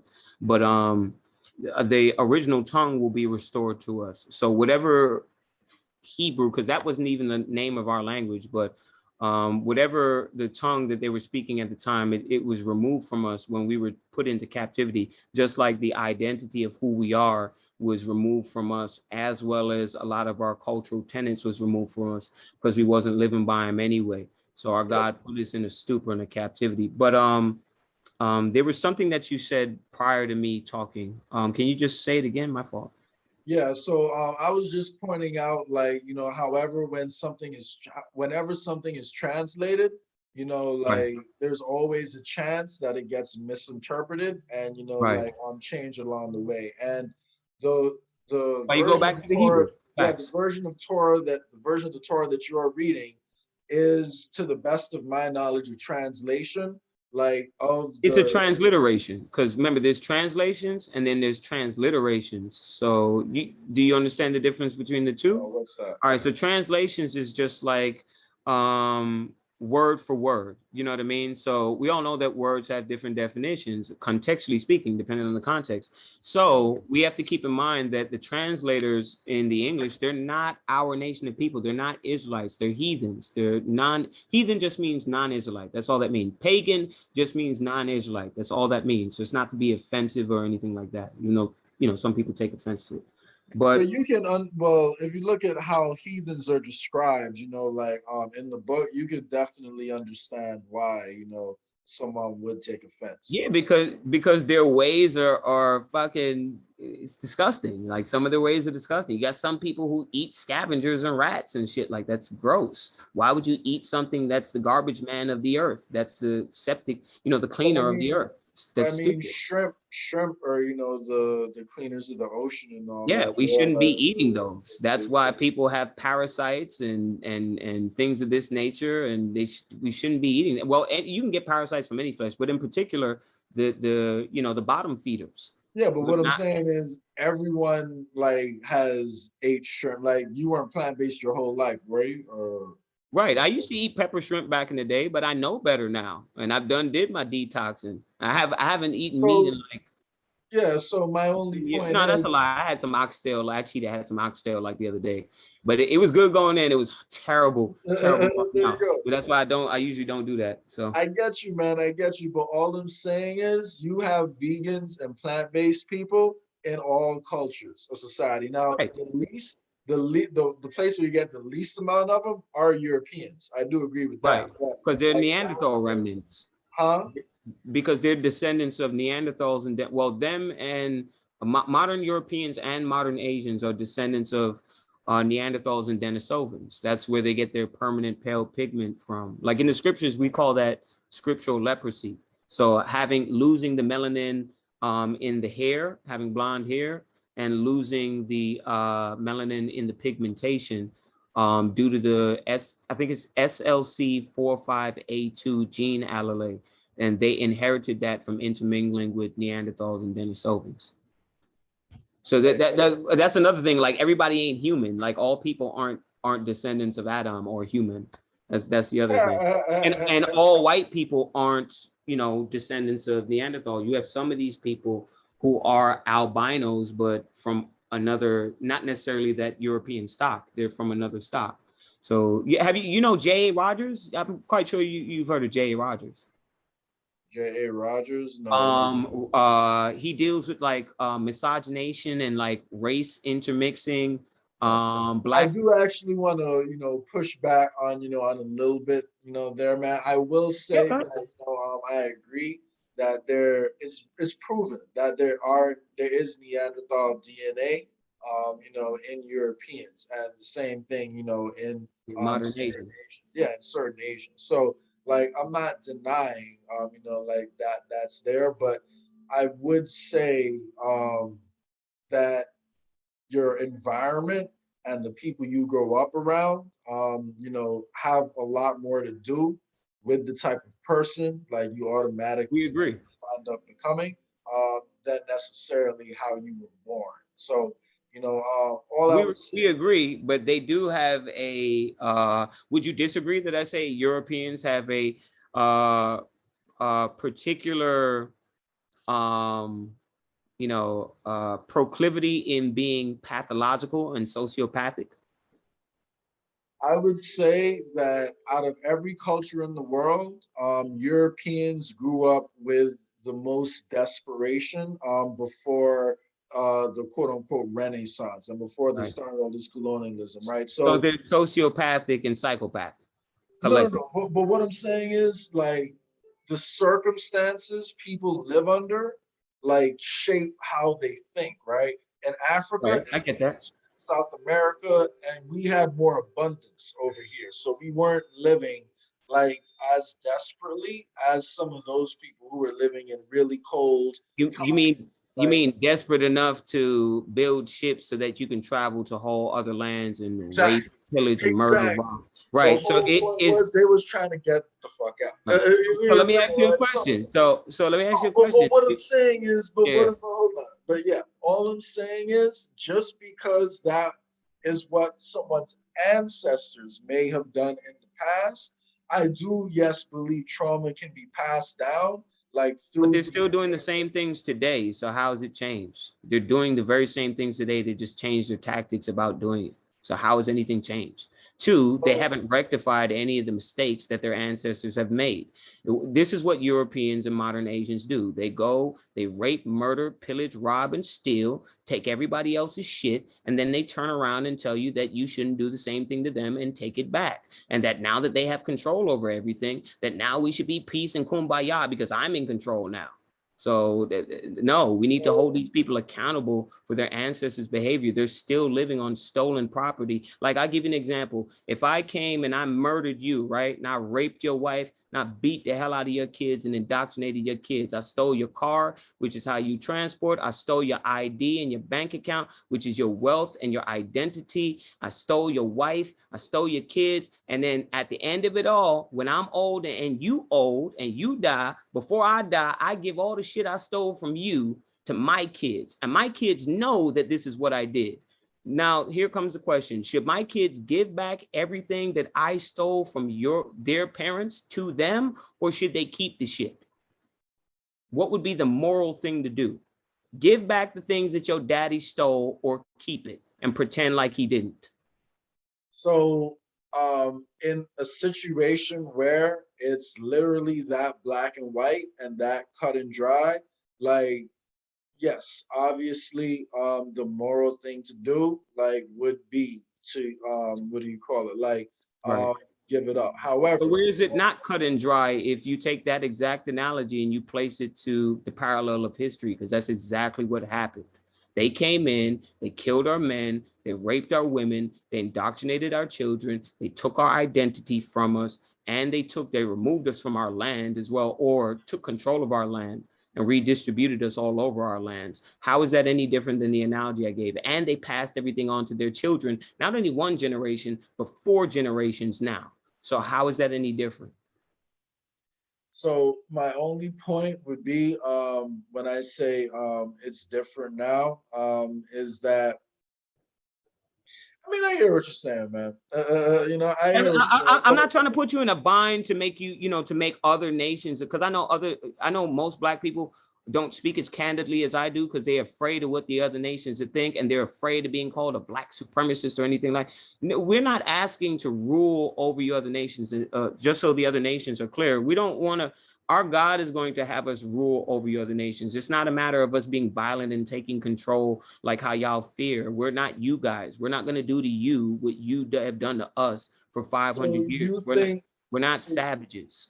So you think that Black people, well, American specifically Negroes specifically. American Negroes, you think American Negroes should be running the world?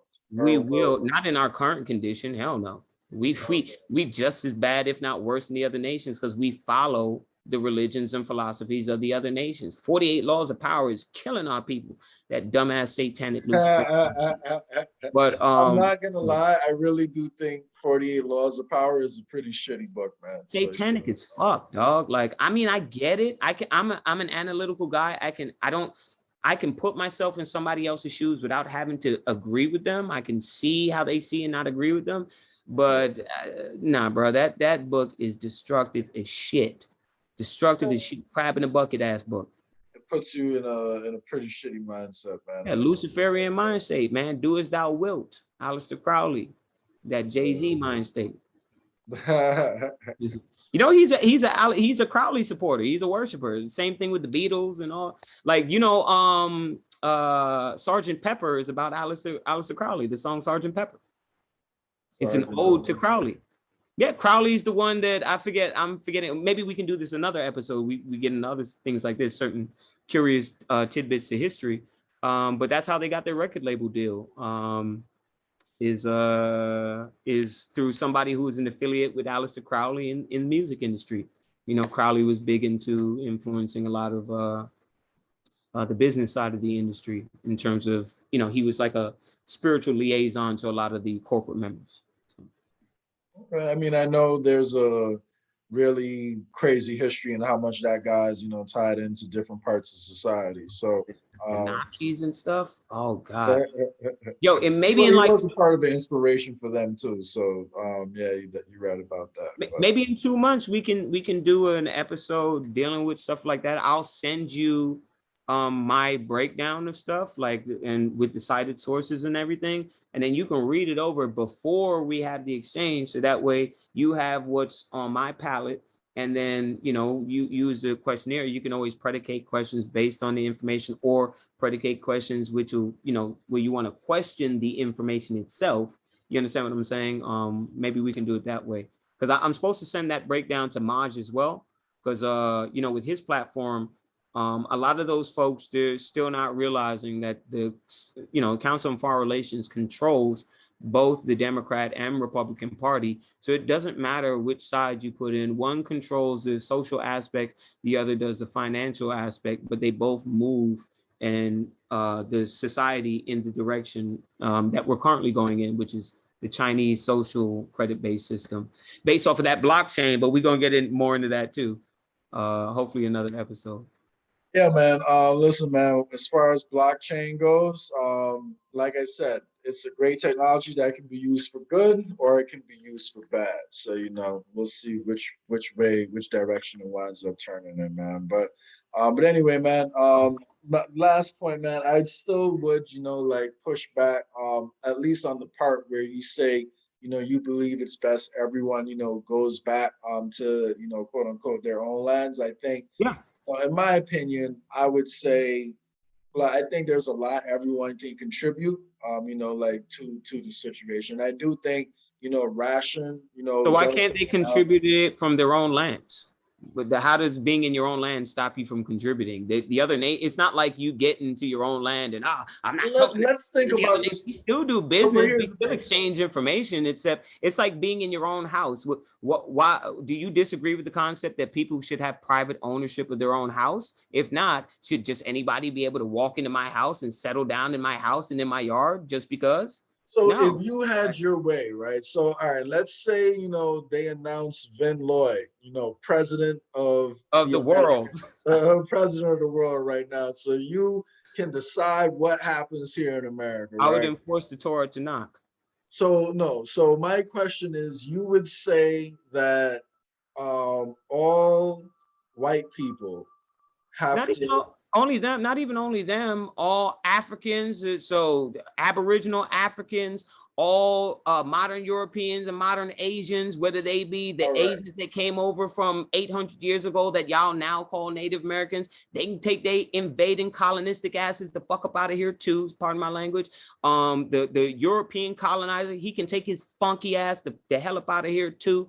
And the rest of them, which would include some of the Moors. You know, some of the Moors were helping the Europeans and the Arabs in this slave trade ordeal. The Arabs, the Persians, all of they funky asses need to take themselves up out of our land. Y'all all know that y'all Yo, you broke up. But yeah, man. But moved here under the guise of colonialism, and you all knew the history, and you still decided to come here after the fact that you know that this land was stolen from a people.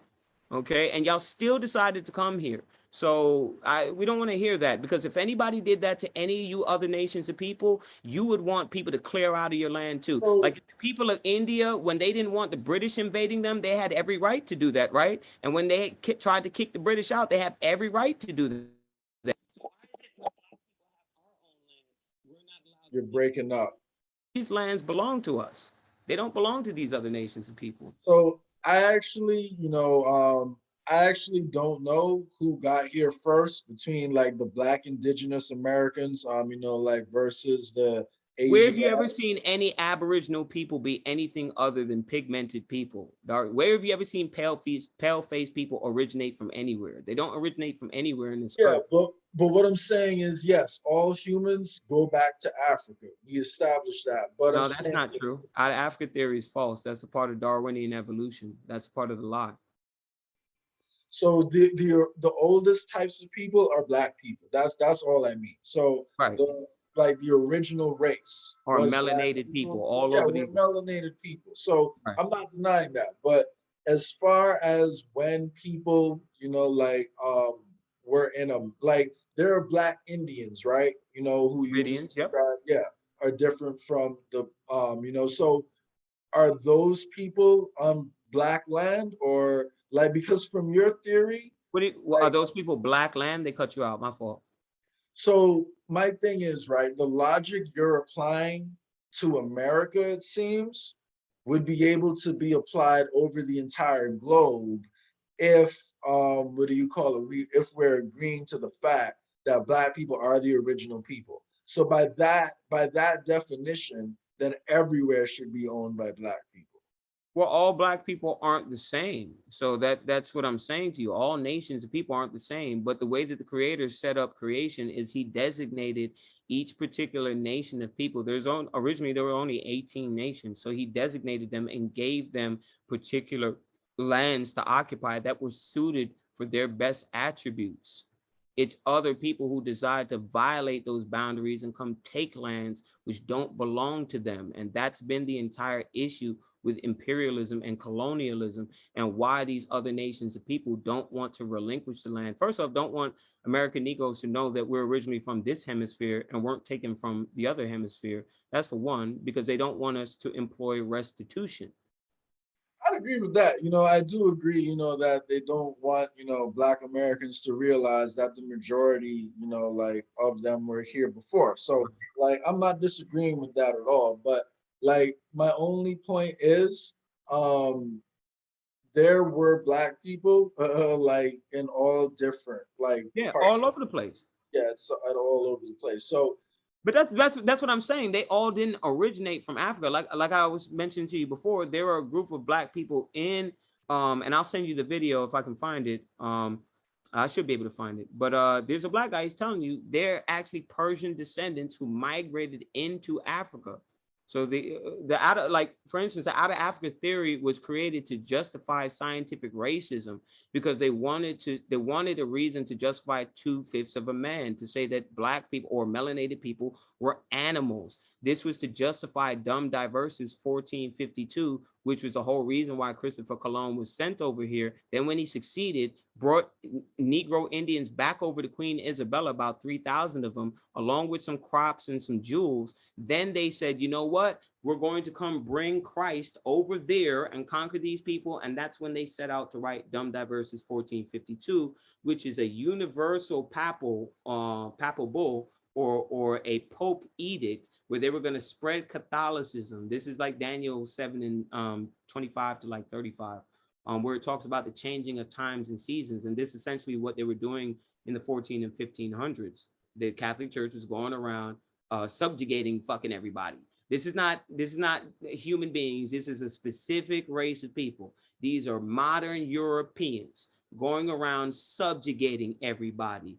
And it wasn't only them. They were using some Negro folks as well. You had Negro translators and things of this nature that are associated with man, but all I'm saying is the reason they did that, isn't because of, like any genetic inferiority. The reason they did that is because that they were in a set of shitty circumstances that made them act in a way that, a lot of us would consider well, it is by our standards today, it's pretty crappy, like so their circumstances made them more desperate than other people because their lands didn't have the same. Yeah, but they've been colonizing and stealing from everybody for over 500 years. So why are they still doing it? They have their fill. They own the majority of the earth. Why are they still doing it? Yeah, but the average American is not participating in that. The average white person is not participating in that. They are, because they look the other way and do nothing about it. So silence. But most black people also look the other way and do nothing about it. Most black people are the ones being oppressed. So how are we going to do anything about it other than tell you we're being oppressed, which is what we can do. But other people are also, like the middle class and the lower class is also being oppressed, just to a lesser extent than black people. Like, right. So why aren't they doing something about it? You could say that why are the people at the bottom of the barrel always expected to do all the work? Why are black people that's not what I'm saying carrying the weight? No, I'm not saying that you're saying it. I'm saying that this is what society expects. Why are the black people always the ones supposed to carry the weight for all these other ungrateful ass nations who don't do anything to help us? They just leech off us. And then once they get a slice of what we worked hard for, when they get a slice of what they look for, they don't share with us. So why should we share with them? This is my issue. The other nations of people don't respect us. But what I'm saying is the people who are benefiting from this in the way you're talking about, we're talking about literally 1%. So now, I'm not talking about the 1%. I'm talking about the general average community. They are living in a land that does not belong to them. How does it not register that that's wrong? That's wrong, period. The land don't belong to you. Don't matter which generation stole the land. Like I told you in my analogy, if I killed you and then I enslaved your family and I enslaved them for multiple generations, that does not give me the right, because my ancestors did it and I didn't do it, to keep all the shit I know my ancestors stole. The right and the moral thing to do, which these Europeans claim to be moral. They're supposed to be the police of the world. They pretend to be, but they're only moral when it comes to after they do all the immoral things. And then you have the so-called modern Europeans who aren't doing the immoral things, who do nothing about the ones who are. And then the ones who do the immoral things, once they succeed in the immoralities that they achieve, the so-called good white people, they turn a blind eye to all the evil shit the bad white people did, and they all share in the fucking resources. And that's my problem. There are no Europeans over there who didn't colonize, who came over here. That didn't stop them from coming. They still came over here, and they knew full well what was going on. So they're still culpable. Listen, so my point is, I think you're putting too much blame on them, and it's called responsibility. They need to take some. They haven't taken any in 500 years. I definitely agree that, they should take more responsibility for fixing what happened in the past. You're not going to get any disagreement for fixing, what their people did in the past and continue to do. They haven't stopped doing it. I'm not disagreeing with that. But my whole point is, I don't think the answer is that they should get up and then take all their stuff and then go back to where they came from. So let me pose something to you. If I came to your house and I just got up in your shit and started squatting, right? For 3-4 generations, just got up in your house and just started squatting, you don't think I should get up and leave? After 4 generations, you don't think I should get up and leave? You think I have a right to stay there because I came and force myself on you? You're saying that's okay? So my point is, you didn't force yourself on me. I did, because I came over, your, I no, no, no, conquered you, no, no, no, I you went in did, your house, your and I took your ancestors did. shit. Your No, ancestors did, and no, they I'm didn't take telling it you from what me. I did. They took it from my ancestors. All right, so let me add some more accuracy. I came over and I murder you and take your shit, and then 4 generations down the line, my seed has your shit. You're telling me it's okay for my seed to still squat on your property because I'm the one who did the illegal act. They should know that, damn, my ancestors, my forefathers fucked up. Maybe I should get the fuck off these people's land and let them resume their life that they was living before I came and interfered. You're saying that you wouldn't have a problem with me squatting or my ancestors squatting on your ancestors' shit. You would just be like, ah, they came and did wrong one generation, but they're already here, so fuck it. That's your mentality? My mentality is, I think the whole focus on ancestors rather than working together with the communities that are here today, like, and putting all the focus on what happened in the past, I don't think that's productive. Now, that doesn't mean that you Where did should I say to correct put the all wrongs. the But focus here's on the the thing. past? I Well, never here's the said thing. put all the focus on the past. Yeah. But here's the thing, right? We both agree that there are historic problems, and we both agree that there are problems today that need to be solved by the people who are descendants of those who created those How problems. can you solve the problems without addressing history? If you don't know where you came from, how do you know where you're going? I agree with you there too. I'm not saying So we should that's why keep we have telling to these deal with the lies. past. Yeah. So I'm not saying we should keep telling lies. I do think, we need to, like, acknowledge what happened in the past, accept, like what happened in the past, and then figure out the best way to move So forward. is acknowledging what going on in the past, would you qualify that as being responsible? Yeah. Right. So why is there a problem for Europeans to take responsibility for the shitty things their ancestors have done and they continue to do today? The key word is they continue to do it today. Why is it okay? Why is it not okay to pull them by the card and hold them accountable for the shitty things they do?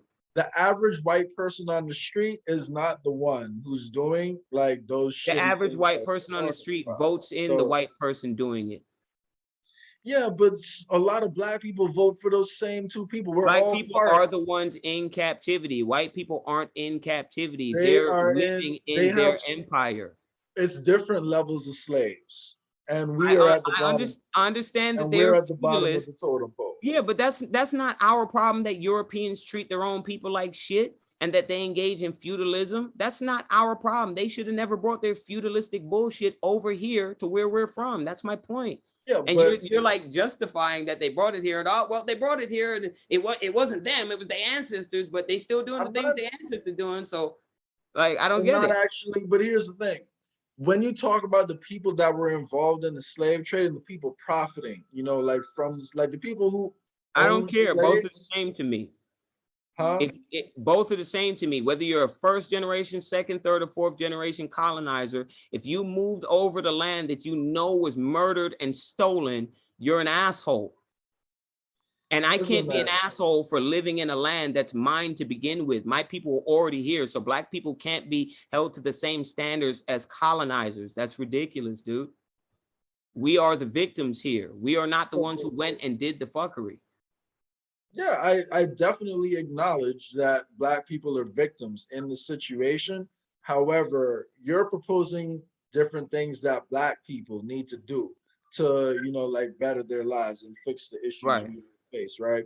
So my only point is, all these different things, like there are different solutions that will lead to different places. In my opinion, segregation and tearing, like separating everyone. I never said anything about segregation. Separation is different than segregation. It's not the same thing. Malcolm X also pushed separation, not segregation. Segregation is your enemy telling you what the limitations and your boundaries is. Separation is a willful choice where you have sovereignty, personal and national sovereignty to decide what you want to do as a people. Black people should not have to answer to the United States government to make moves that we want to make as a collective nation of people. We should not have to answer to a government that was imposed on us, forced on us. It is not right. So what you're saying is, if you had your way, anyone who's not, whose lineage is not African, If you're indigenous, not a part of the Aboriginal American Negroes who descend from this land, you you should got leave. to go. So You your should belief is those go. people should leave, and the new They should law of go the back to land. their lands and make their lands better places. Go take their talents and help their people, make their people go clean their house up, go clean their nation's house up. Just like the American Negro, we need to focus on us and clean our house up. Once every individual nation clean their house up, then we can all come about and help each other. But you can't help my house from burning down on fire when your house is on fire. That makes no sense. Fix I your hear own you, man. problems in your own nation of people, and then we can unify. I don't have any problems with unifying as long as we have the same objective moral code, or the same objective moral agenda. I don't have an issue there. You can be whatever skin complexion, whatever gender, whatever sexual preference, as long as you keep that shit to yourself. Because it has nothing to do with why we're unifying, then I personally don't care. What you eat don't make me shit. That's between you and God. You understand what I'm saying? But other than that, in terms of like what you're asking me, like when you say what would I do if I was the president of the world, I would absolve myself. First off, I would remove the presidencies or leadership czars. That's Nimrod behavior, and that's where our nation of people fucked up to begin with. We told our God we wanted a human intercessor, a king, when God told us no, he's our leader. So the first thing to do would be to reinstate the creator, and that's not something any man can do. That's what the creator is going to do in the timeline he's outlined, to reinstate the creator as the So what does that look like? The reinstating the creator is what? Like because like my thing is we still need so you don't think the society creator is needs going to laws? return. The Huh? creator, the creator of this domain or his heavenly hosts are going to return on his behalf, and straighten things out. So that You think was, an interdimensional being is gonna pop up the here? thing that on the things that they call Anunnaki. You're talking about that. It says host upon host. So you're talking about 10,000 hosts upon hosts. So you're talking about different armies of angels that'll be making their way here, and we're all going to witness it supposedly. And these So angels hold are on. So Sumerian you're called saying Anunnaki. so hold on. So you're saying you think I that know. God, all right, your reading of the scripture tells you that God is a member of the Anunnaki? God is host of all hosts, meaning he is the God of all angels. So remember, there's different So Anunnaki is angels, there's fallen angels, and then there's So Anunnaki is just angelic, whether they're evil, whether they follow the code of the supreme creator or don't, it could still be called, like Enlil is an Anunnaki. Enlil, at least as far as I'm concerned, I believe, or at least from my studies, I understand, I don't know, but I believe or think I understand that Enlil would be akin to the archangel Michael. In Sumerian culture, that's just their name for Archangel yeah. Michael So would I was be. gonna say, so Enki Right. is actually the good one, supposedly, according to it, and then Right. Enlil is supposedly, like the evil one, And like that's according to exactly how Luciferians, which is what Freemasonry is about, look at it. They see Enki, or the serpent, as the good guy, and they see our God as some vindictive, judgmental tyrant who's just a murderer. so But you think Enlil is the good one. yes, at least as far as I'm understanding, Enlil would be the equivalent to the Archangel Michael, which is like, all right, there's the creator, which is neither genderless, it's formless, it doesn't have a form, and then there's which is like a CEO, and then there's the president, which is like a representative of the CEO within the boardroom. You understand what I'm saying to you? Yeah, I get what you're saying. So Right. you're saying So the angels are the council. They're a council. So there's something called an angelic council in the book of Psalms and in the book of Job. They speak about an angelic council. And there's different ranks to the angels. The being that we're talking about, this seraphim, it's a type of angel, or serpent angel, serpent being, used to be the lead being which governed the earthly plane. It was running the earthly plane in its rendition of creation in Genesis 1, which is the golden age in other cultures, in Buddhist culture, not Buddhist, in the Vedic cultures. They give some really good insight into those times. But so this particular being was presided to rule over this domain. It decided to go astray and not follow the edicts or instructions of the supreme mind and decided to do its own thing. So the supreme mind got another angelic being to replace or throw down this coup, that this coup d'etat that was being taken place in the angelic realm, Yep, and you know, dismissed this being from on high and kicked it down here. And these beings had to take on a physical form, which are what is known as the reptilians, or you know, the serpent people, or the seed of Cain, or various names that people go about calling these beings.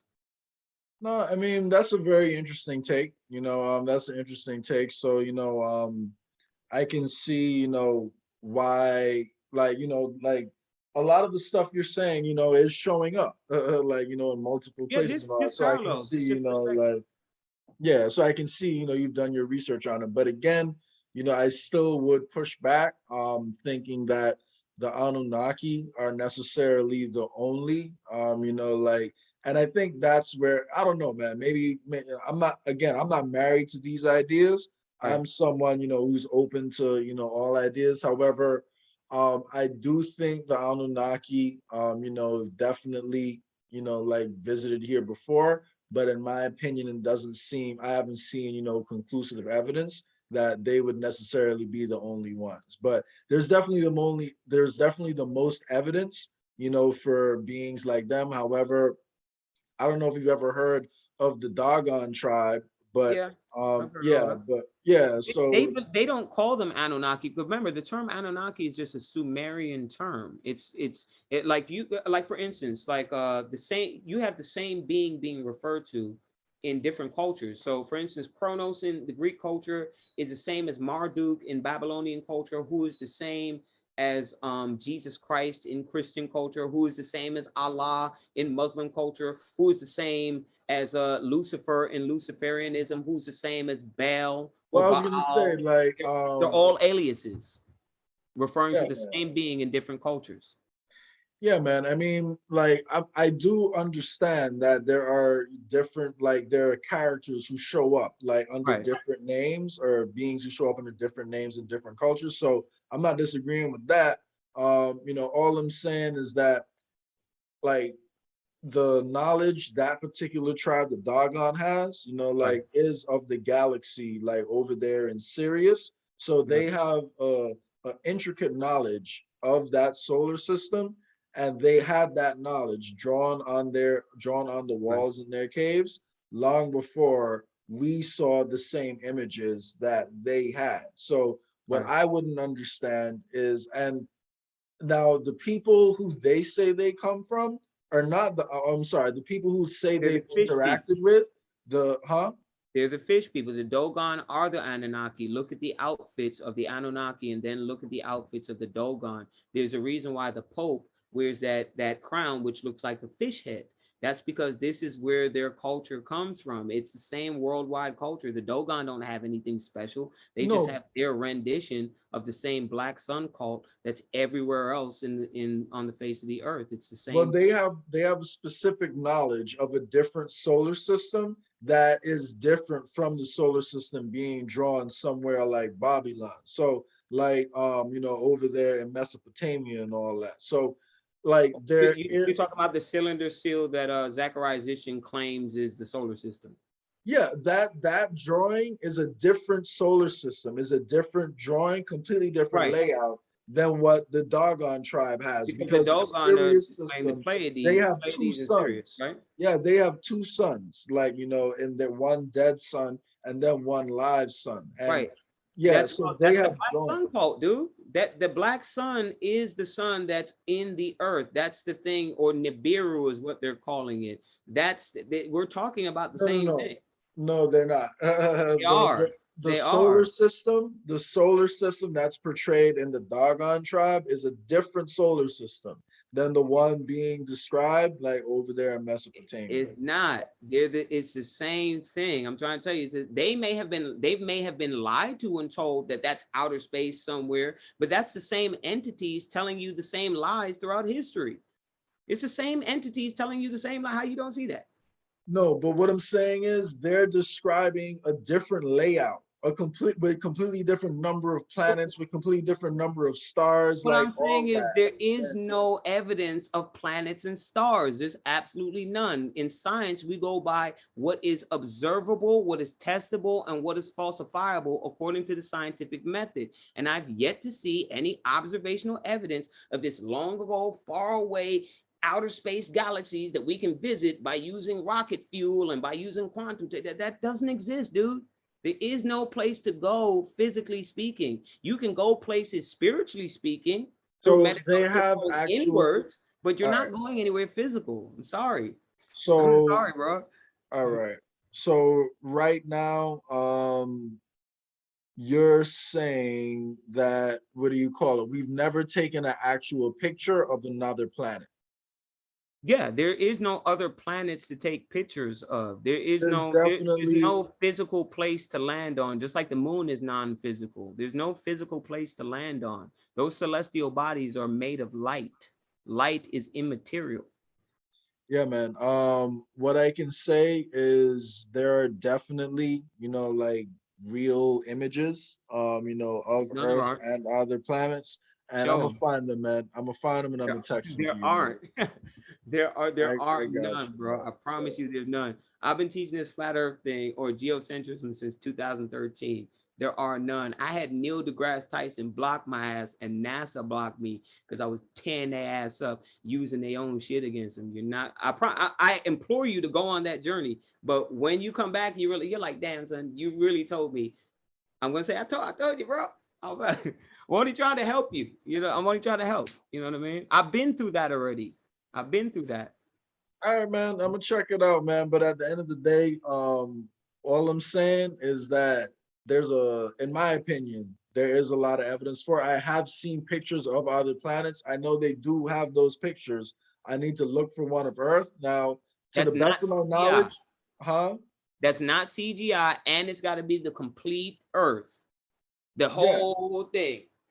yeah. Let me go find it and then I'm gonna send it to you. All right. So All I right, got you, bet. man. But anyway, on that note, it's been a good conversation, man. So we'll be Right, in we touch. go All for right. 12. All right, I just want to say, all praises to my creator, the God of Abraham, Isaac, and Jacob. And I'd like to thank you, Jay, for being a gracious host, providing some excellent moments. I like the fact that we can disagree and have energy and not feel vindictive. I really appreciate what you're doing. I respect your platform for, having the open mind that you need to even invite somebody like me on here. And I look forward to having some more dialogues with you. And maybe maybe this is a good introduction for them, but maybe we can have something where, we can do a series or whatever you want to do, man. I'm all game. Where we have episodes which are specifically designated for a specific subject matter, so that way we can really flesh stuff out and One bring what subject. we have to the table. Yeah, let's do it, man. I think that's a good idea. Let's talk about this some more, man. So, Yeah, for sure. and one last thing, can you just let them know how to sign up for your Discord, and where to find information Oh, about that? okay, so yeah, I do have a Patreon. So the Discord is a private server where we all get together and kind of discuss the information that's being taught on the Patreon.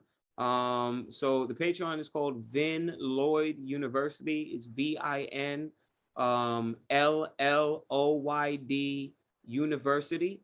Um, and there's 3 different tiers. I would just advise people never sign up, doesn't matter what tier it is, never sign up outside of the first week of the month. There's no reason for you to pay a full month and only get 3/4 of a month or 2/4 or what have you. That doesn't make any sense. It's not a money grab.